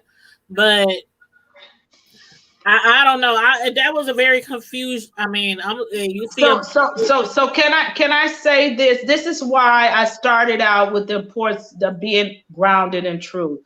One thing about it, sometimes people say God is in control. God has delegated control. We have the control in the earth. We are the authority in the earth. We're set about to understand God's ways and how he operates. And if you operate outside of that critical thinking, your ignorance, God is not obligated to honor your ignorance. Now, God loves us. But if I say, for instance, I'm pre-diabetic, I saw somebody once, they was like 600 pounds. They were getting ready to go and play the organ. He stood up with all this conversation and pray for me to be healed. No, you need to lose some weight. Now, if you don't do that, then guess what? You might go see Jesus earlier than what God planned for you. So there is still consequences to our action. It's up to us to understand the operation of the universe, how if you water a plant, it'll grow. If you go outside of that, you will bear the consequence, and God still love you. That's not God who did that. That was your choices and what you did. yeah. Now we can understand that, and that's what we're trying to do today, so that we can set the course more correctly, because we've all have these horror stories, and that's why we're talking about this now, because we're in an age now that it's very important that we understand God wants to take us to another place now. So that's why we're talking about this. We don't want to relish. It's not about pulling out your gun. It is so that you can understand, so that we can take this to another level. We can go get and snatch those people out that are experiencing these things for today. These are lessons learned, so we can move it to another level. Yes, and By I all got means, my cousin Angela in the chat. She said that Angela, 402. your cousin, Yeah, that's my cousin. from Houston, No, from Omaha. but She was just on CNN the other day because she's a nurse, and she was talking about the Rona. Oh, That's my cousin. She was on CNN the other day. Yeah, she's popular. awesome. But anyway, she said he was paraphrasing a scripture from Timothy 5:7. That's why I said I could be misunderstanding what he was trying to say. So thank you, cousin. Thank you for But you pointing know that out. what though, and don't I know what happens? Even with me, like someone can say something, and it'll get me to can't read what they saying right, ain't hearing Yeah, what they saying, that's why because I said that's if I that's say an it the wrong indication, way, sister, that there's still some brokenness there. Even for me, some things will get me going, and I'll just be like, okay, that's an area that I need to, take a look at, because this is one thing I do believe, that God always leaves something for us to seek after him. And when we stop seeking after him for anything such as healing, then we might as well go ahead and go home, because he always put us in a position to seek after him. So that nothing's never going to be perfect in us. But I do know, if I hear certain sounds or certain phrases, it just sparks something up in me, and I'll be like, you know what I'm saying? And Yeah. And I don't know why I keep coming back to this. This is, let me absolutely say this, because I really want to put this out because I think it's only fair and it's decent. I have nothing against that man's sons. I think he has some beautiful sons. I think he raised great sons. But I'm asking I that agree. his sons, please, even if I'm not articulating it the way you think I should, please, please consider the fact that that's my brother's child. And your father should be promoting family, unity, forgiveness. It makes it look kind of weird that a man has such a strong soul tie over another man's mind. And not only him, you got men up in there. You got to think it's weird, sons, to know that other men that are older than your father is calling him daddy. That's weird. And we coming to tear that down. And it ain't got nothing to do with y'all. I love y'all. I pray that God just give you everything your heart desire. And I wish the best. But until my nephew, just like, till my nephew come up out of there and y'all give my nephew back, it's going to be pressure. And I just dropped the StreamYard link again. Miss Bislow is back. We can get 2 more people on the stream. So if 2 more people wants to come on the stream, all you gotta do is click the StreamYard link and follow the directions, and I'll add you onto the stream. Can you? I'm gonna unmute. Can you kind of give me an idea of who it is? Because Miss Bislow. Actually, Miss Bislow, she is my moderator, and that's the lady that I interviewed yesterday because she used to be married to a pastor. And we did an interview with her because she used to be married to a pastor and a church. And we were talking about spiritual abuse and manipulation because he was going through all the women in the church, tried to move a woman in their house. That interview, if y'all missed that interview the other day, it was good. This slow. The sister was good. Man, y'all need to click on the hood table and go through the videos and look for the one with the former ex-wife to a pastor testimony. Hey, I believe that this is the season. I believe this is the time for unity. I believe that we need to come together. I'm only going to be talking for so long because I'm really about that action. I'm really about that action for real.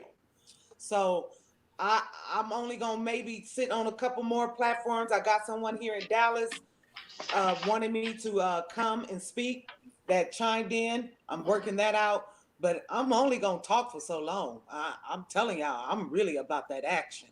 And that's what I want. I want my nephew to sit at Christmas time and enjoy his family just like Pastor Barlow kids get to enjoy their family. Raphael got a comment. You see it? Yes.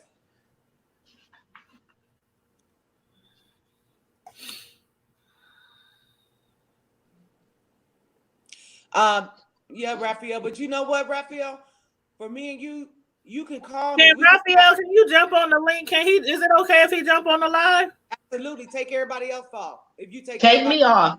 Yeah. Okay. Miss Bislow, I'm gonna tell you when to come back, okay? I'm gonna take everybody off. Okay. All right. Okay. I'm gonna take Renee off. Why are you taking her off? So Raphael, you got the floor if you want it. Click the link, Raphael, and just click the link and follow the instructions. You got to give it permission for audio and visual, and that's it. Right back. Okay, that's if he wants to come on. I'm not challenging you to come on. Don't take it like that, please. Don't take it like that. If you want to come on, you can.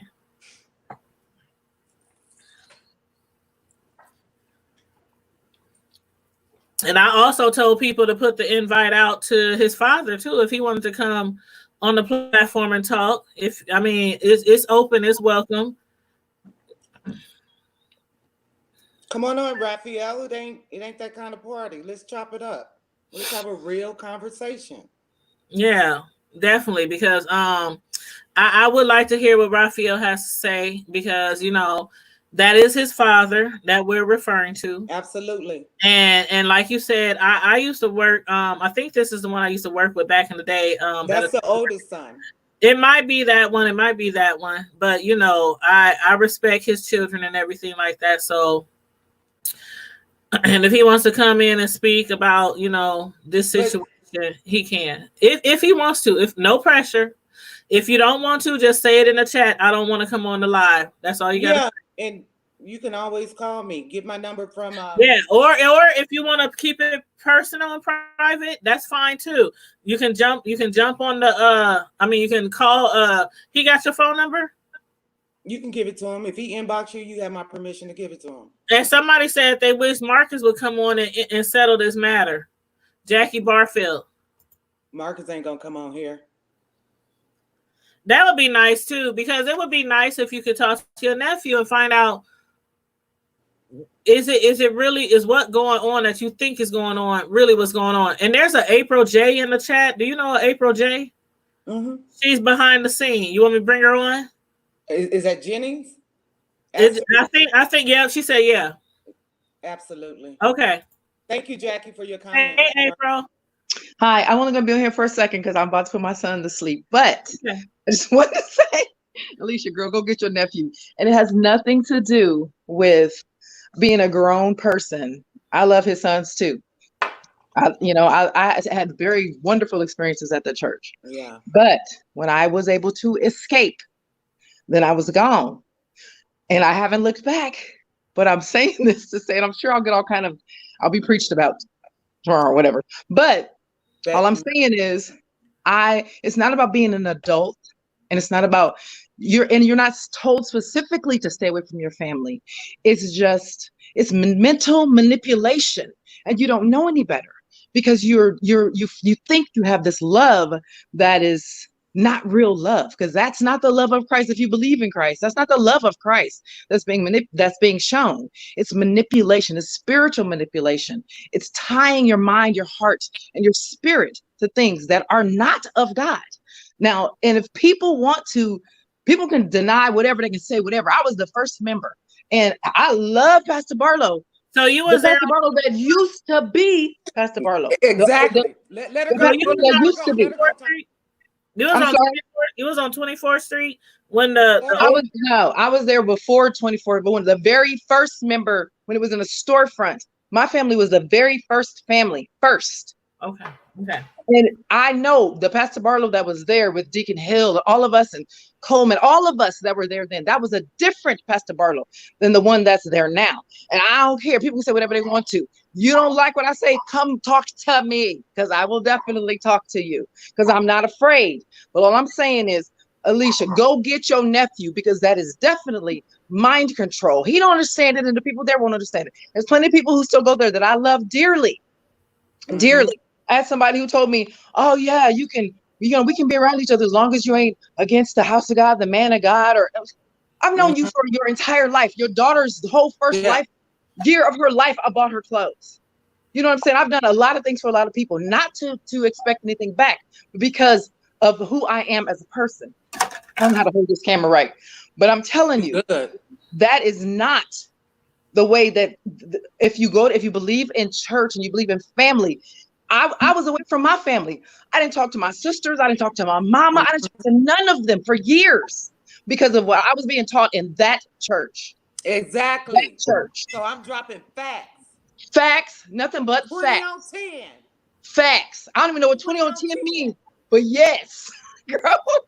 20 on 10. What that means. I'm sorry, but that was funny. You know, Raphael, hold on, April, don't leave. No, Raphael declined. Raphael, I get it. I get the brother. I do too. He said it's my moment. It's not my moment. This is God's moment. Don't ever get it twisted. This was coming. Raphael. And more people need to stand up.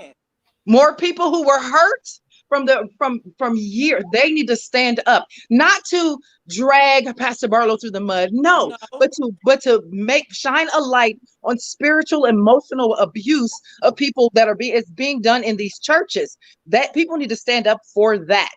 They need to stand up and they need to take your family back. It means something to take your family back. It means something to do that. I see my kids' grandparents there. Yes, that's great because you there.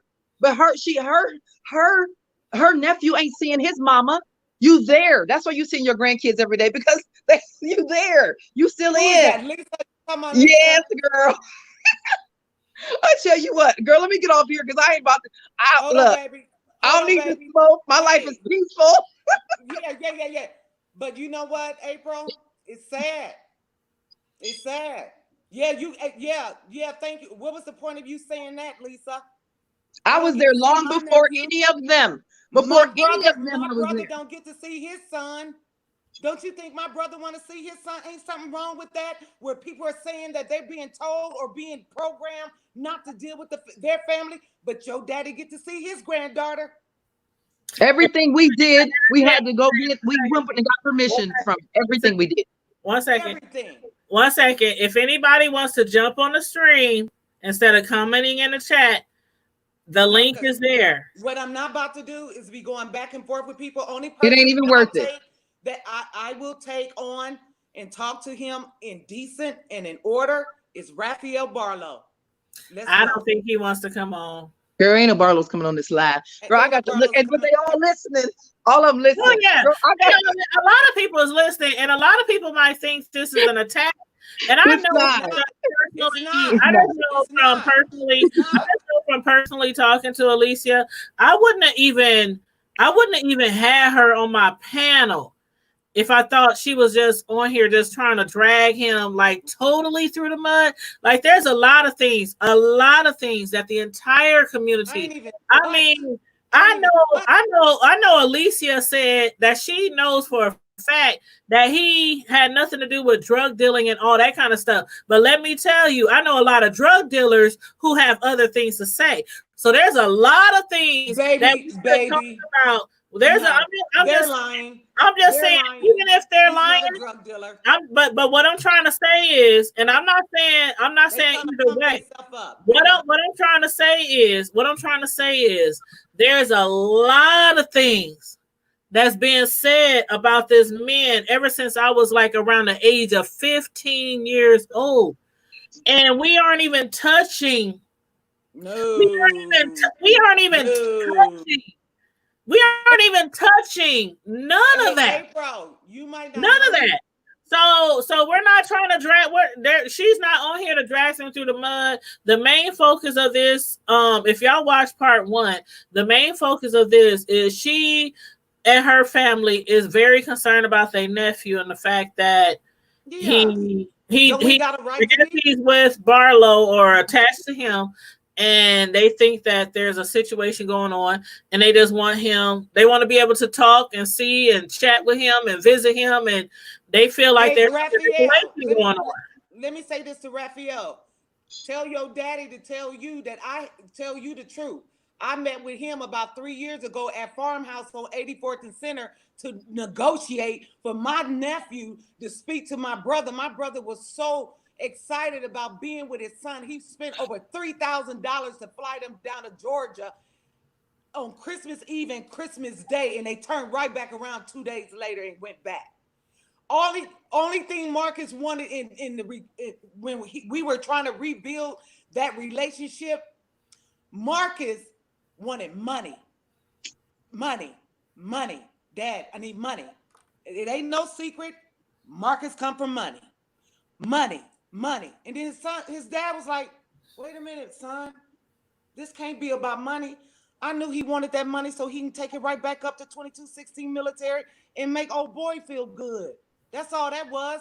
He was trying to trick my brother out of money to put in Barlow pockets. Hold on. For Barlow can go and take care of buy his little granddaughter something with. My brother can't see his grandson. Come on, make that make sense. What man has that kind of control over another man? A real man say, son, go see your daddy. A real man. Somebody said in the chat, does Raphael know where the money went? And I don't really think children, I don't think children really know. Don't ask no questions. You know, I don't want to. Yeah, Look, Phil. it's not even about It's any not of the. about It's not Raphael. about Raphael. It's not about Raphael. It's not about any of them. It's not about that. For me, it's just about. I mean, I am supporting Alicia with her efforts right now. That's my main focus for doing this, and because I understand it. I'm I dropping understand facts. it from my heart. I understand it. It has nothing to do. I know from the past the stuff that's going on. I don't know, but the people who want to say that Pastor Bartle did drugs, Pastor Bartle never, as far as I know, he was never disrespectful to any women. As far as sexually, he was never disrespectful to. I mean, it's mental manipulation. It's And I'm spiritual glad y'all speaking manipulation. out about that. I'm glad y'all speaking out about that because, like I It's said, not, there's none of that. a lot None of of people that went think on. that he was involved in other things. So I like that y'all are speaking No, I be like about. them kind of people. I just be like, shut up. Yeah, they don't know. That's people That just lets you know where they at. people like to say whatever they want to say and I'm not trying to say nothing bad about nobody. What I'm trying to say, yeah, Marcus is a grown man, but I was a grown woman too after a point. When you're young, Marcus didn't go there as a grown man. He went there as a young man. And he was easily influenced. And when you're young and you're easily influenced and you with somebody who's so charismatic and somebody who's you just don't understand it. If you've never been through it, you'll never understand it. You'll never understand it. We can talk about it till we 99. And if you haven't lived it, you'll never understand it. And we can't make you understand it. And the people who want to say and defend your daddy, that's what you're supposed to do. I used to do it too. I defended him too. I defended him. So Oh I yeah. defended him against my own family. So, Okay, I get it. we got Renee back on the line. Hey, And let me Renee. say this. Let me say this. For everybody in the back. I really believe, and I don't know, April, if you gonna feel me on this. I really believe it's either at the point or it's gonna get to the point. I believe that my nephew really will kill me behind him. I really do believe that. I really do Him or believe. one of them other ones. Exactly. Okay, we're gonna leave that one alone. Oh wow. Oh wow. I don't even know what to say about that. My nephew would But kill but me I'm for saying that Barlow. because we were all like that. Yeah. We were all like that. I We used would to carry fight. We would pistols in fight. there. We Oh, were all like that. you know what? I got Carried a a friend. Glock.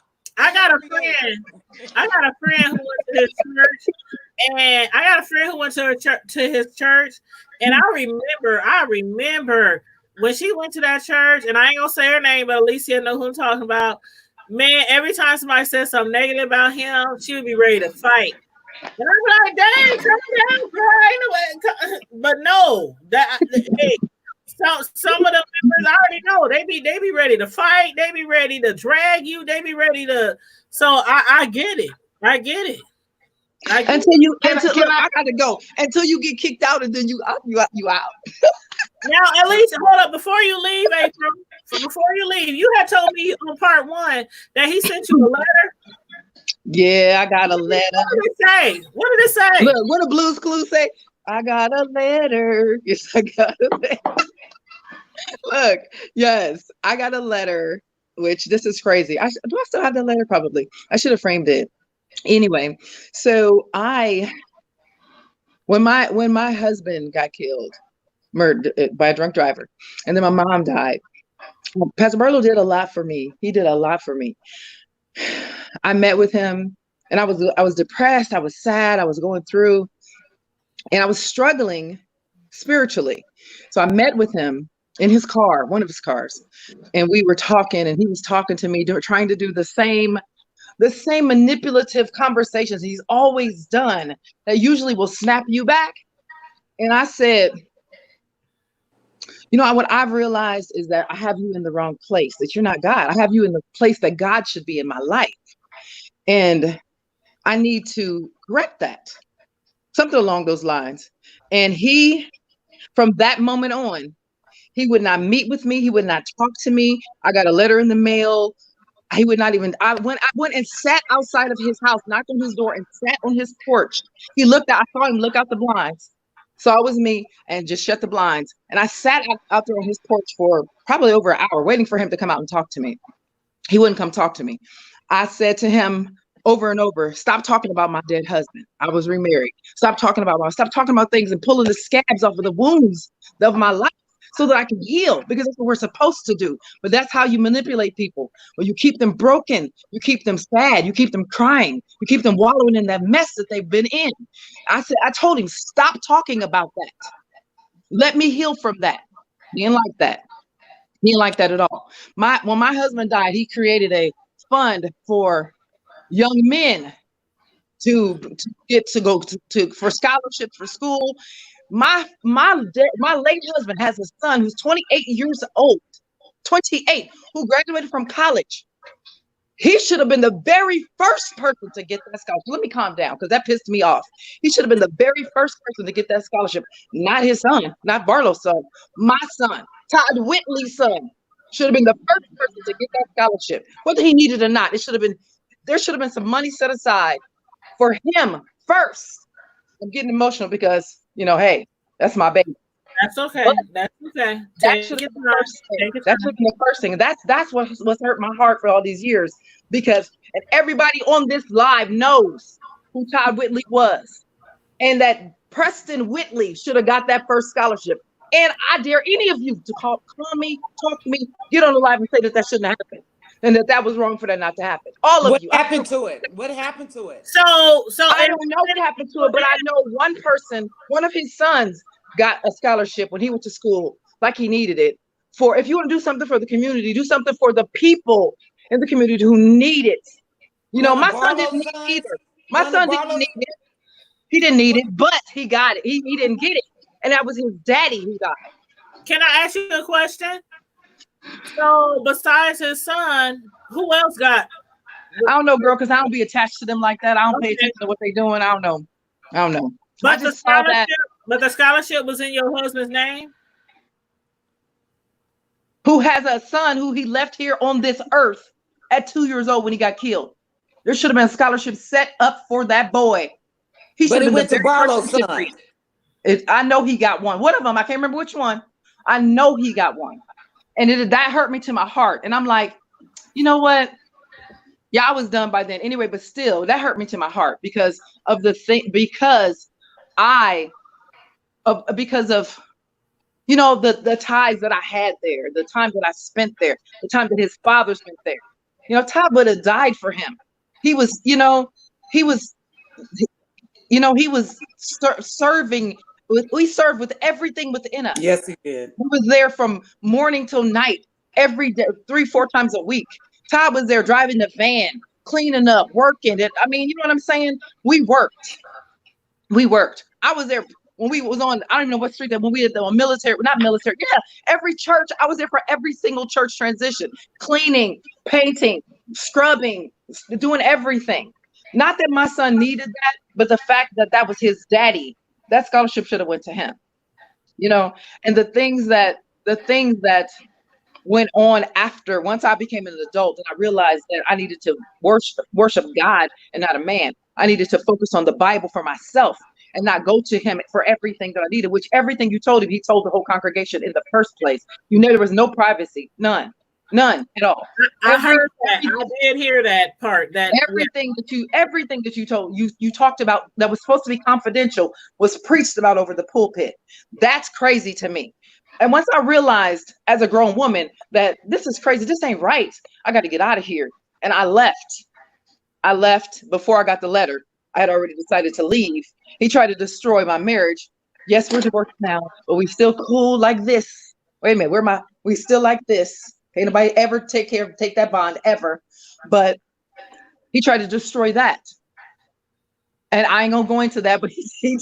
He tried to destroy several other. Gotta be careful with. Yeah. Several other marriages were destroyed because of that. So I just know that I'm glad to be free, and I appreciate what Alicia's doing. And I'm truly free. But I will stand up for anybody who's trying to get their people out of some mess, whether it's that mess or any other church mess. I'll stand behind them. I'll support them because I understand what that's like. I understand in here what that's like. I understand in here what that's like.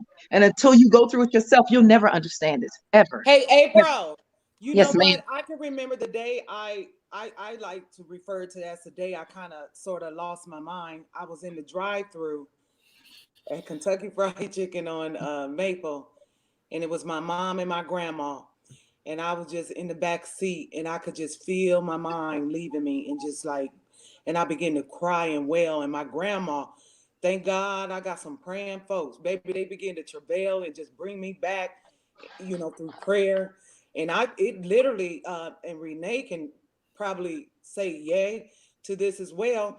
Up until just a year ago, I still was dealing with this.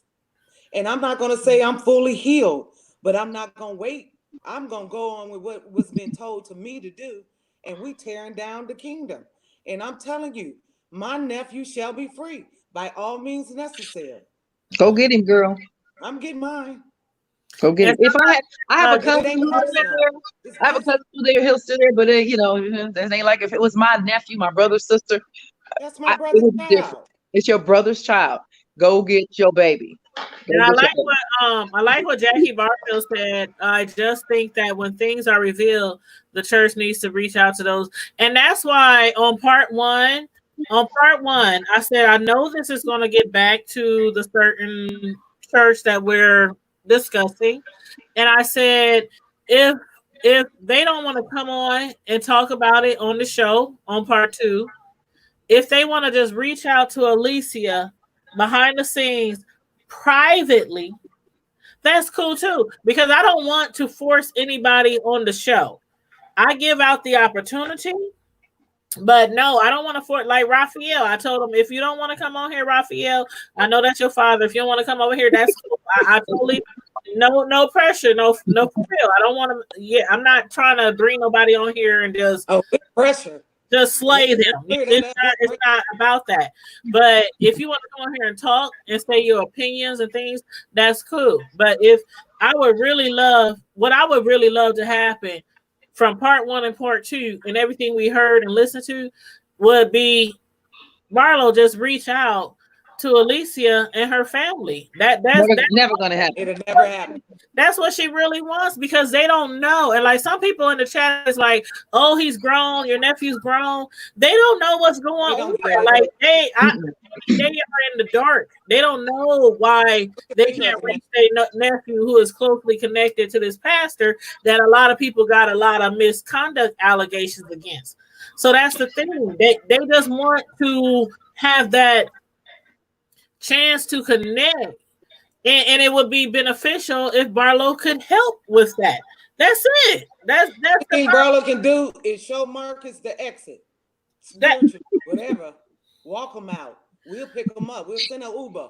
We don't care. Just or that our baby home. I mean, because that's not the Marcus that we released to you. Girl, you might have to do like they do on TV, is go catch him walking down the street and put a hood over him and throw him in a van and then tie him up for a while. No, I'm kidding. Don't get it twisted. I'll keep me a goon or two. That's TV. That's TV. That's TV.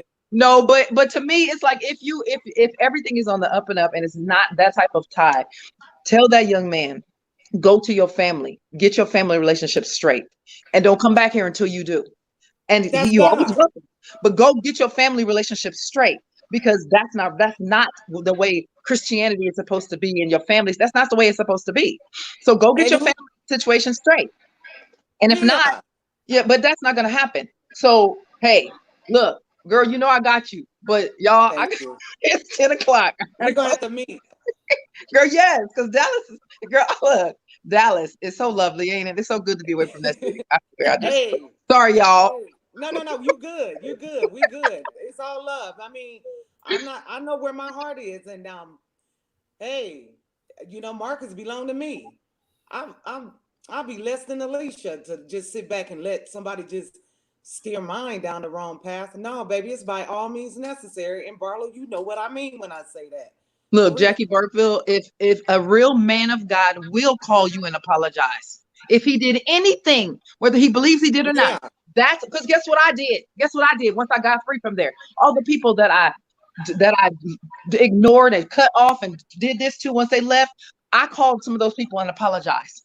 People that I did wrong because of grace and what I thought was right. I called them and I said, I'm sorry for the way that I treated you. during that time, because I wanted to be right.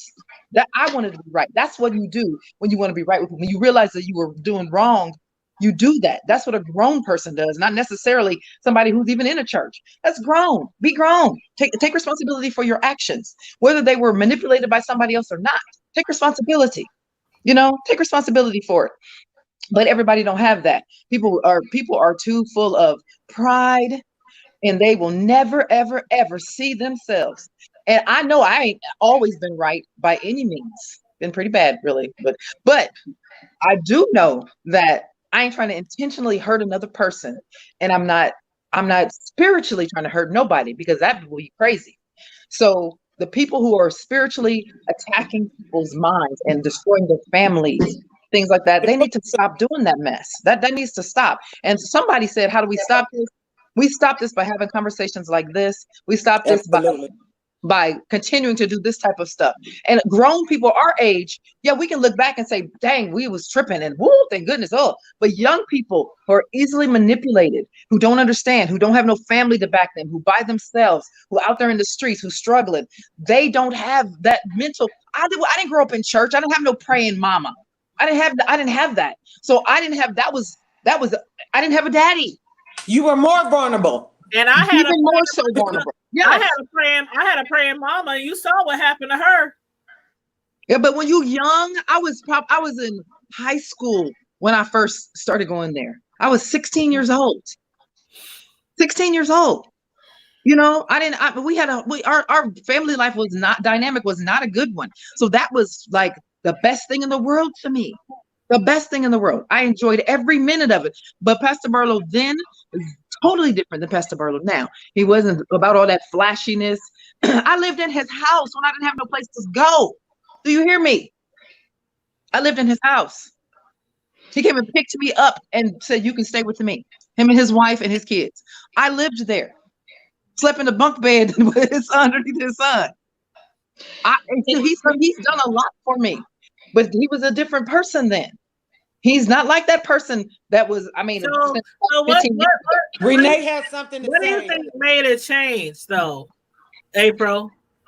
Okay, the same thing that happens to everybody who gets spiritually attacked by the spirit of greed, pride, Jezebel, narcissism, all of that. Divination. All of that. Once that spirit attaches itself to you, it don't do nothing but attract other spirits. And until it's checked, if it's never checked, it just grows. And the person, just like somebody who you say, hey, you got this is wrong with you, you go on the defense. Don't nobody want to admit their trash and their crap. Anybody gonna admit that, especially when you up here. You like to floss, you like to be, all that's foolishness. That have nothing to do with anything. Nothing to do with anything. Nothing. The man that I knew who was coming to my track meets when my mama wasn't even coming. That man is the man that I love. The man who would have given you his last. That's the man that I love. This person has the last, I don't know how many years. 15 at least. And more than that, because I've been in Dallas since 2006. So that long? So can I throw out there the possibility that, and again, I say God's ways are always redemptive. And I think the way this is going, not only for Marcus, but there's redemption for him. And you never know what's deep inside people. I would even surmise that it's possible somewhere in his life, in an environment of abuse, was there too. And that's quite possible, because sometimes we duplicate what we have not healed. So this is also an opportunity.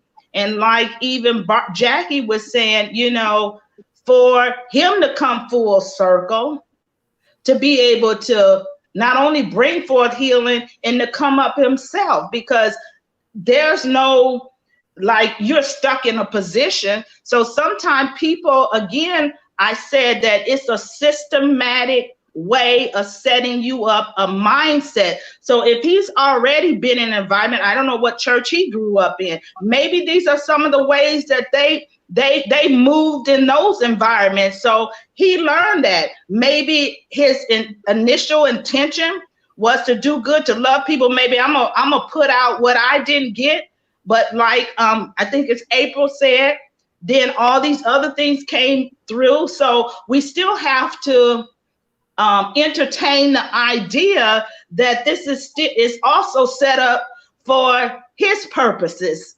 because God is always bigger than what we even can think. So this can be something, say, Lisa, I don't know anything about this man, but Alicia's going after her brother. But ultimately, we can all be redeemed and come back to a place where we can go forward together and still get to the ultimate place that God intended us to be.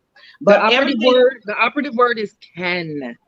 You have to can. want. Yes, they can. can. Want that. You have to want that, strive for that. You have to trust and believe. You have to, first of all, you have to recognize that there's a problem. And there, I guarantee you there's no recognition of a problem. Absolutely none. So that's a hard and a high mountain to climb when you don't even recognize. That's the first steps right there, is recognizing, oh, well, maybe I got Well, too far. most of us didn't recognize at first that we needed some until we began to hear truth. And I think that people recognize liberty, and they recognize when people move in truth, and maybe it's never been presented in that matter. And I don't know, maybe you're right, but I still wanted to throw that part of it in there. Yeah, thank you. So, Yeah, yeah. let the redeemed of the Lord say so. Yes, he can be redeemed. I believe that. But at this point, I ain't waiting on him to be redeemed. I'm going to get mine. I mean, his redemption has nothing to do with my rescue mission. Period. I like that, girl. Look, you ladies, it's been beautiful. I'm getting off. All you want, brother. Let God No, redeem you and everything. thank you, Alika. Bye, April. Thanks April. for jumping on the live, April. You guys be blessed. You be blessed too. Shalom, sister. Shalom. Thank you. Bye. Okay, let's go ahead and wrap it up, good people. I'm sorry, I didn't mean to take you out, Renee. That's okay. You can take me out. Lisa can end it. Okay. I'll go ahead and call you. I'll call you in a little bit, Nay. Okay. Okay. All right, baby. Thank you.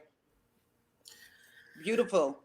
So your final thoughts on just kind of wrap it up and let us know your final thoughts, because I can't say it enough that although some people might understand what it is you're doing, I understand, but some people think it's just you're just out to because a lot of people make somebody look bad. You're just so just give us the final.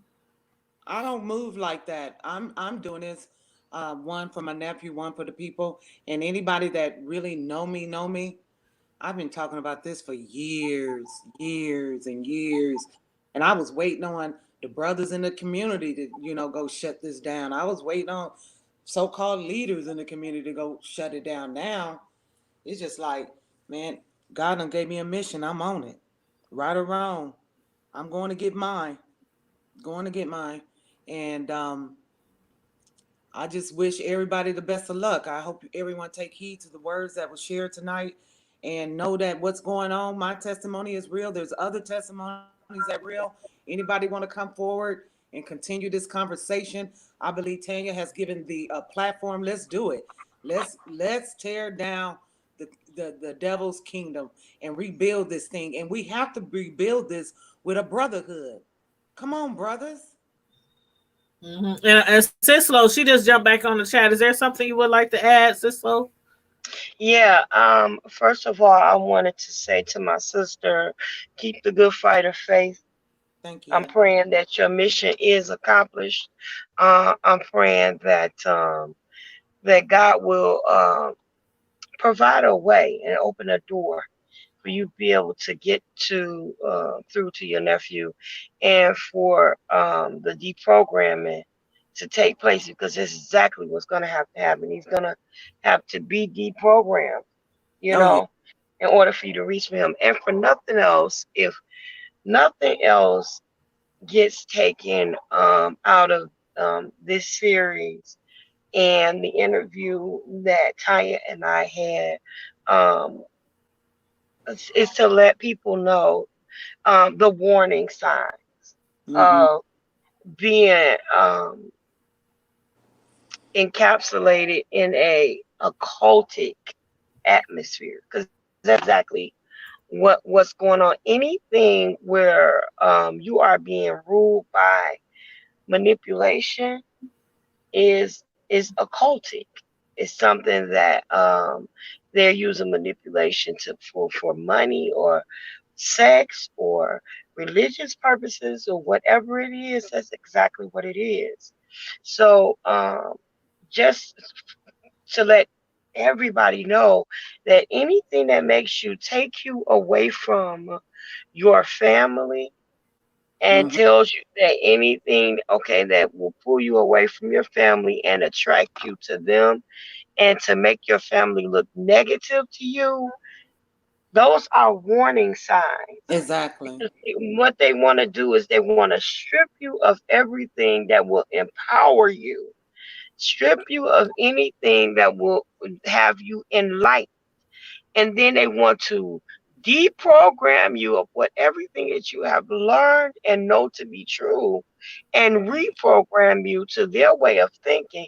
So now everything outside of that box looks fictitious, and everything within that box is life, is real, is truth, and they want to make themselves look like the bigger person, the godly attribute in that situation, if you know what I mean. The God with a little g. They want to make themselves look on a pedestal. Nobody loves you like me. You see, I'm the Exactly. only one that really cares for you. I'm the one that's got your back. I'll be the one that look. You see what they did. Now watch. This is what's gonna happen next. And then they're gonna try to talk about you, talk about me, and say that I'm this and I'm that. And then they make it look so that when you come to them and you try Exactly. to speak on behalf, it makes it look like you're at fault and not him. So those are some of the warning signs that should be looked out for. So it's not like we're broadbeating any particular person or anything like that, but these things are not right. Anything that no you cannot build a lifetime of happiness on the foundation of another person's pain. And any way you cause pain to other people in order to accomplish something is wrong. I think you lost your yes. Yeah, she'll probably come back in. Yeah. So that's what I wanted to say is that, just for people to know you have a voice. Mm. Do not ignore your inner voice that you know to be those things Exactly. that you to be right. Anything that takes you away from oh,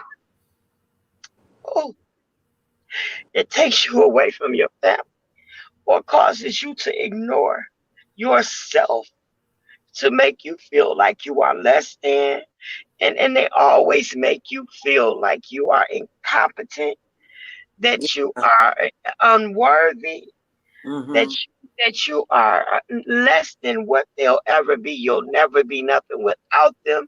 You'll never be able to accomplish anything without them.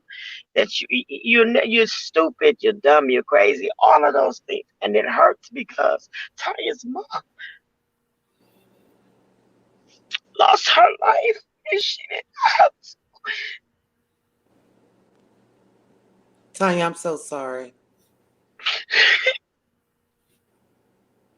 her mom lost her life and she didn't have to because she believed in someone and they portrayed to be godly and they were not, and it was misleading, and that's so wrong, and God is angry. God is angry. God is angry. He will never have another God before him, and especially to impersonate him. I'm sorry, and I'm sorry, Tanya, because that breaks my heart. Thank you. Yep, I'm gonna fall back because I get emotional, Tanya. I'm sorry, I didn't mean it. Be you, It's sis. Be okay. yourself. It's okay. It's okay. This is heartbreaking. It's okay. And then it makes us feel like What if I had? What if I would have? What could I have? What would I have done? When it's not your fault at all. No. It's not your fault. You did everything you knew to do. Yeah. So I pray that your nephew, that God touches his heart, because that's what it's going to take, sweet. It's going to take God. And the more you fight, unfortunately, the angrier that his masters are going to get. And that's what they're like, slave masters. The angrier they're going to get, and the more manipulative they're going to become. So you're going to have to build your battery pack up with faith, prayer, and you're going to have some people around you that can empower you and be right along with you. And whatever you do, sweetheart, don't give up. Oh, I won't, sis, and I appreciate that. I have a good team. I have a good team that's supporting me. Um, I have some good people that got my back, and I thank God for that. I shall not fear, and it's pressure season. That's all I got to say. That's right. Whew. And one thing for certain, two things for sure. I die for this mission. God got you, baby. Hey, I ain't scared of death. Let's do it. I'm coming to get And, mine. Real talk. and maybe we are, Tanya, we can all get together and do a live on warning signs, what to look out Yeah. for occultic behavior, what to avoid. Hey, sis, 'Cause- how about this? Let's get off the air. Um, um, I'm getting tired. Yeah. uh, It's okay. It's okay. I just feel like it's just time to like take a break. It's probably was a little bit overwhelming. I know it's overwhelming for me. Yeah, We can discuss a part three. I don't know how far you want to go with this, but let's brainstorm. Let's sit down and let's talk because this is Yeah. about setting God's people free. And what's that? What's her name that said something? Lisa, can't think of her last name. What's she? Lisa Mills. Jennings, or No, No. not April Jennings. Lisa Mills made a comment about something about Marcus. She go to Grace. Lisa, come on. Um, You don't Let me want see this if I can knowledge. find. I'm trying to see if I can find it. I'm gonna fall out, guys. I love you on Yeah. purpose. Get I love you. anybody that want my number. You got my permission to give it to them. Okay. Thank you. It's Miss Sharon. That's me. She said, Lord, I thank God for this show. I also was brainwashed in the church. I've been out for 5 years now. I got church hurt behind it. Man. Let's talk, sis. Yes, we will. We will. We might do a part three. We might. But if we do, I really want to have Renee on there because I Yeah. think she was very beneficial to this episode. And then Um, also, Tanya, I'd like to see a young man come forth. I like I'd to see a like to young man. see. And I I would can like to fall. see. I can fall off, and you and Renee and another guest can come on. And if you want to, you and Renee need to have that conversation. So let's go ahead and just jump off the air and let's break bread. We're gonna break bread. On that note, I just want to say, everybody, I'm a little emotional, so I'm trying to reel it in. We got But you. thanks everybody for tuning in. Make sure you like, share, and subscribe to the channel. Make sure you also hit the notification bell so that you won't miss any of our notifications when we are going live or do an upload. Church hurt, spiritual abuse is not the focus of the channel. This is the hood table. So we talk about the good, the bad, and the ugly, not only of our hood, but the hoods everywhere, because there is a hood in every neighborhood. So with that being said, if you want to like, share, and subscribe to the channel, we also have a Facebook group called the Hood Table that you can request to join, where we talk about all type of topics all over the world from our hood and beyond. So please feel free to join the Hood Table on Facebook as well. And stay safe, be blessed, stay healthy. And pray for my nephew. Hashtag what? Free Marcus. All right. Hashtag free Free market. Marcus. His mama, his daddy, his sister, his brother. He got a brother, another brother, got a beautiful sister. He has family. Marcus, I don't know what's going on. I don't know what's going on. But I need my nephew to be free by all means necessary for real. Amen. Barlow know what it is. And that's the thing. Everybody else don't know. They just look on the outside in. Only you know. Only he know. Only your nephew Barlow know. know. He know when we coming, we coming. Yeah. Don't put your family, don't put your family in that kind of position. That's all I'm gonna say. Let's go. All right. On that note, we out. Deuces. Thank you. You're welcome.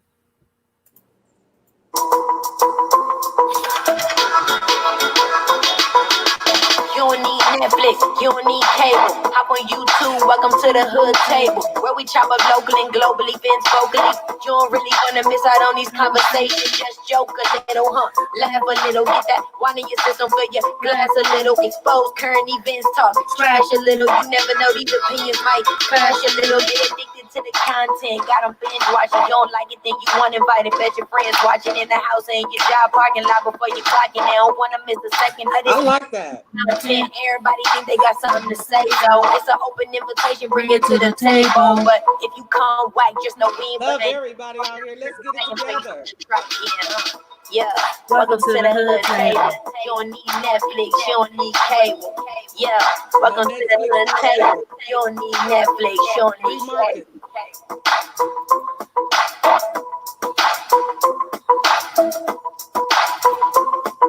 The billboards are going up on Ames here soon. You said you're gonna put a billboard on Ames? Did you say you're gonna put a billboard on Ames? That was my mama calling me. Oh, you gonna put a billboard on Ames? We supposed to be cutting this off, but I heard that. I can't hear you, sis. I'm gonna call you. Okay, call me because I heard was she gonna put a billboard on Ames, so I'm gonna have to call her after the show. Anyway, everybody, thanks for tuning in. Make sure if you support the Hood Table fully, share the video, like the video. I know I've been crying tonight, so my makeup didn't just. I'm looking kind of But anyway. Like and share the video. I thank all of our guests for coming on tonight. We are almost done wrapping up this series. I and some other ex-church members of the church that I belong to, we are going to do a show which will wrap up our series, and we are going to be talking about a lot of things that we've been through growing up the church that we was in Omaha, Nebraska. So I shared already one of the stories with my mother, and again, it was very emotional. So thank you guys for all your support and stuff, because your girl is very strong. But when it comes to my mama, boy, that's all I gotta say. But anyway, y'all, like and share the video. Subscribe to the channel. We also have a Facebook group called The Hood Table. Look us up on Facebook. Join the group. We talk about all kind of things, from the White House to the hood. We talk about all kind of things in the Hood Table Facebook group. So if you want to join that group, look it up on Facebook, The Hood Table. Click join, and I'll add you to the group. But on that note, again, stay safe, be blessed, stay healthy with this epidemic out there. Stay healthy. Love you guys. Appreciate all the support. Thanks to all my moderators in the chat tonight. Reminding people to like and share the video and moderating for me tonight and keeping it all under control. I appreciate you guys. Love you. I'm out. Deuces.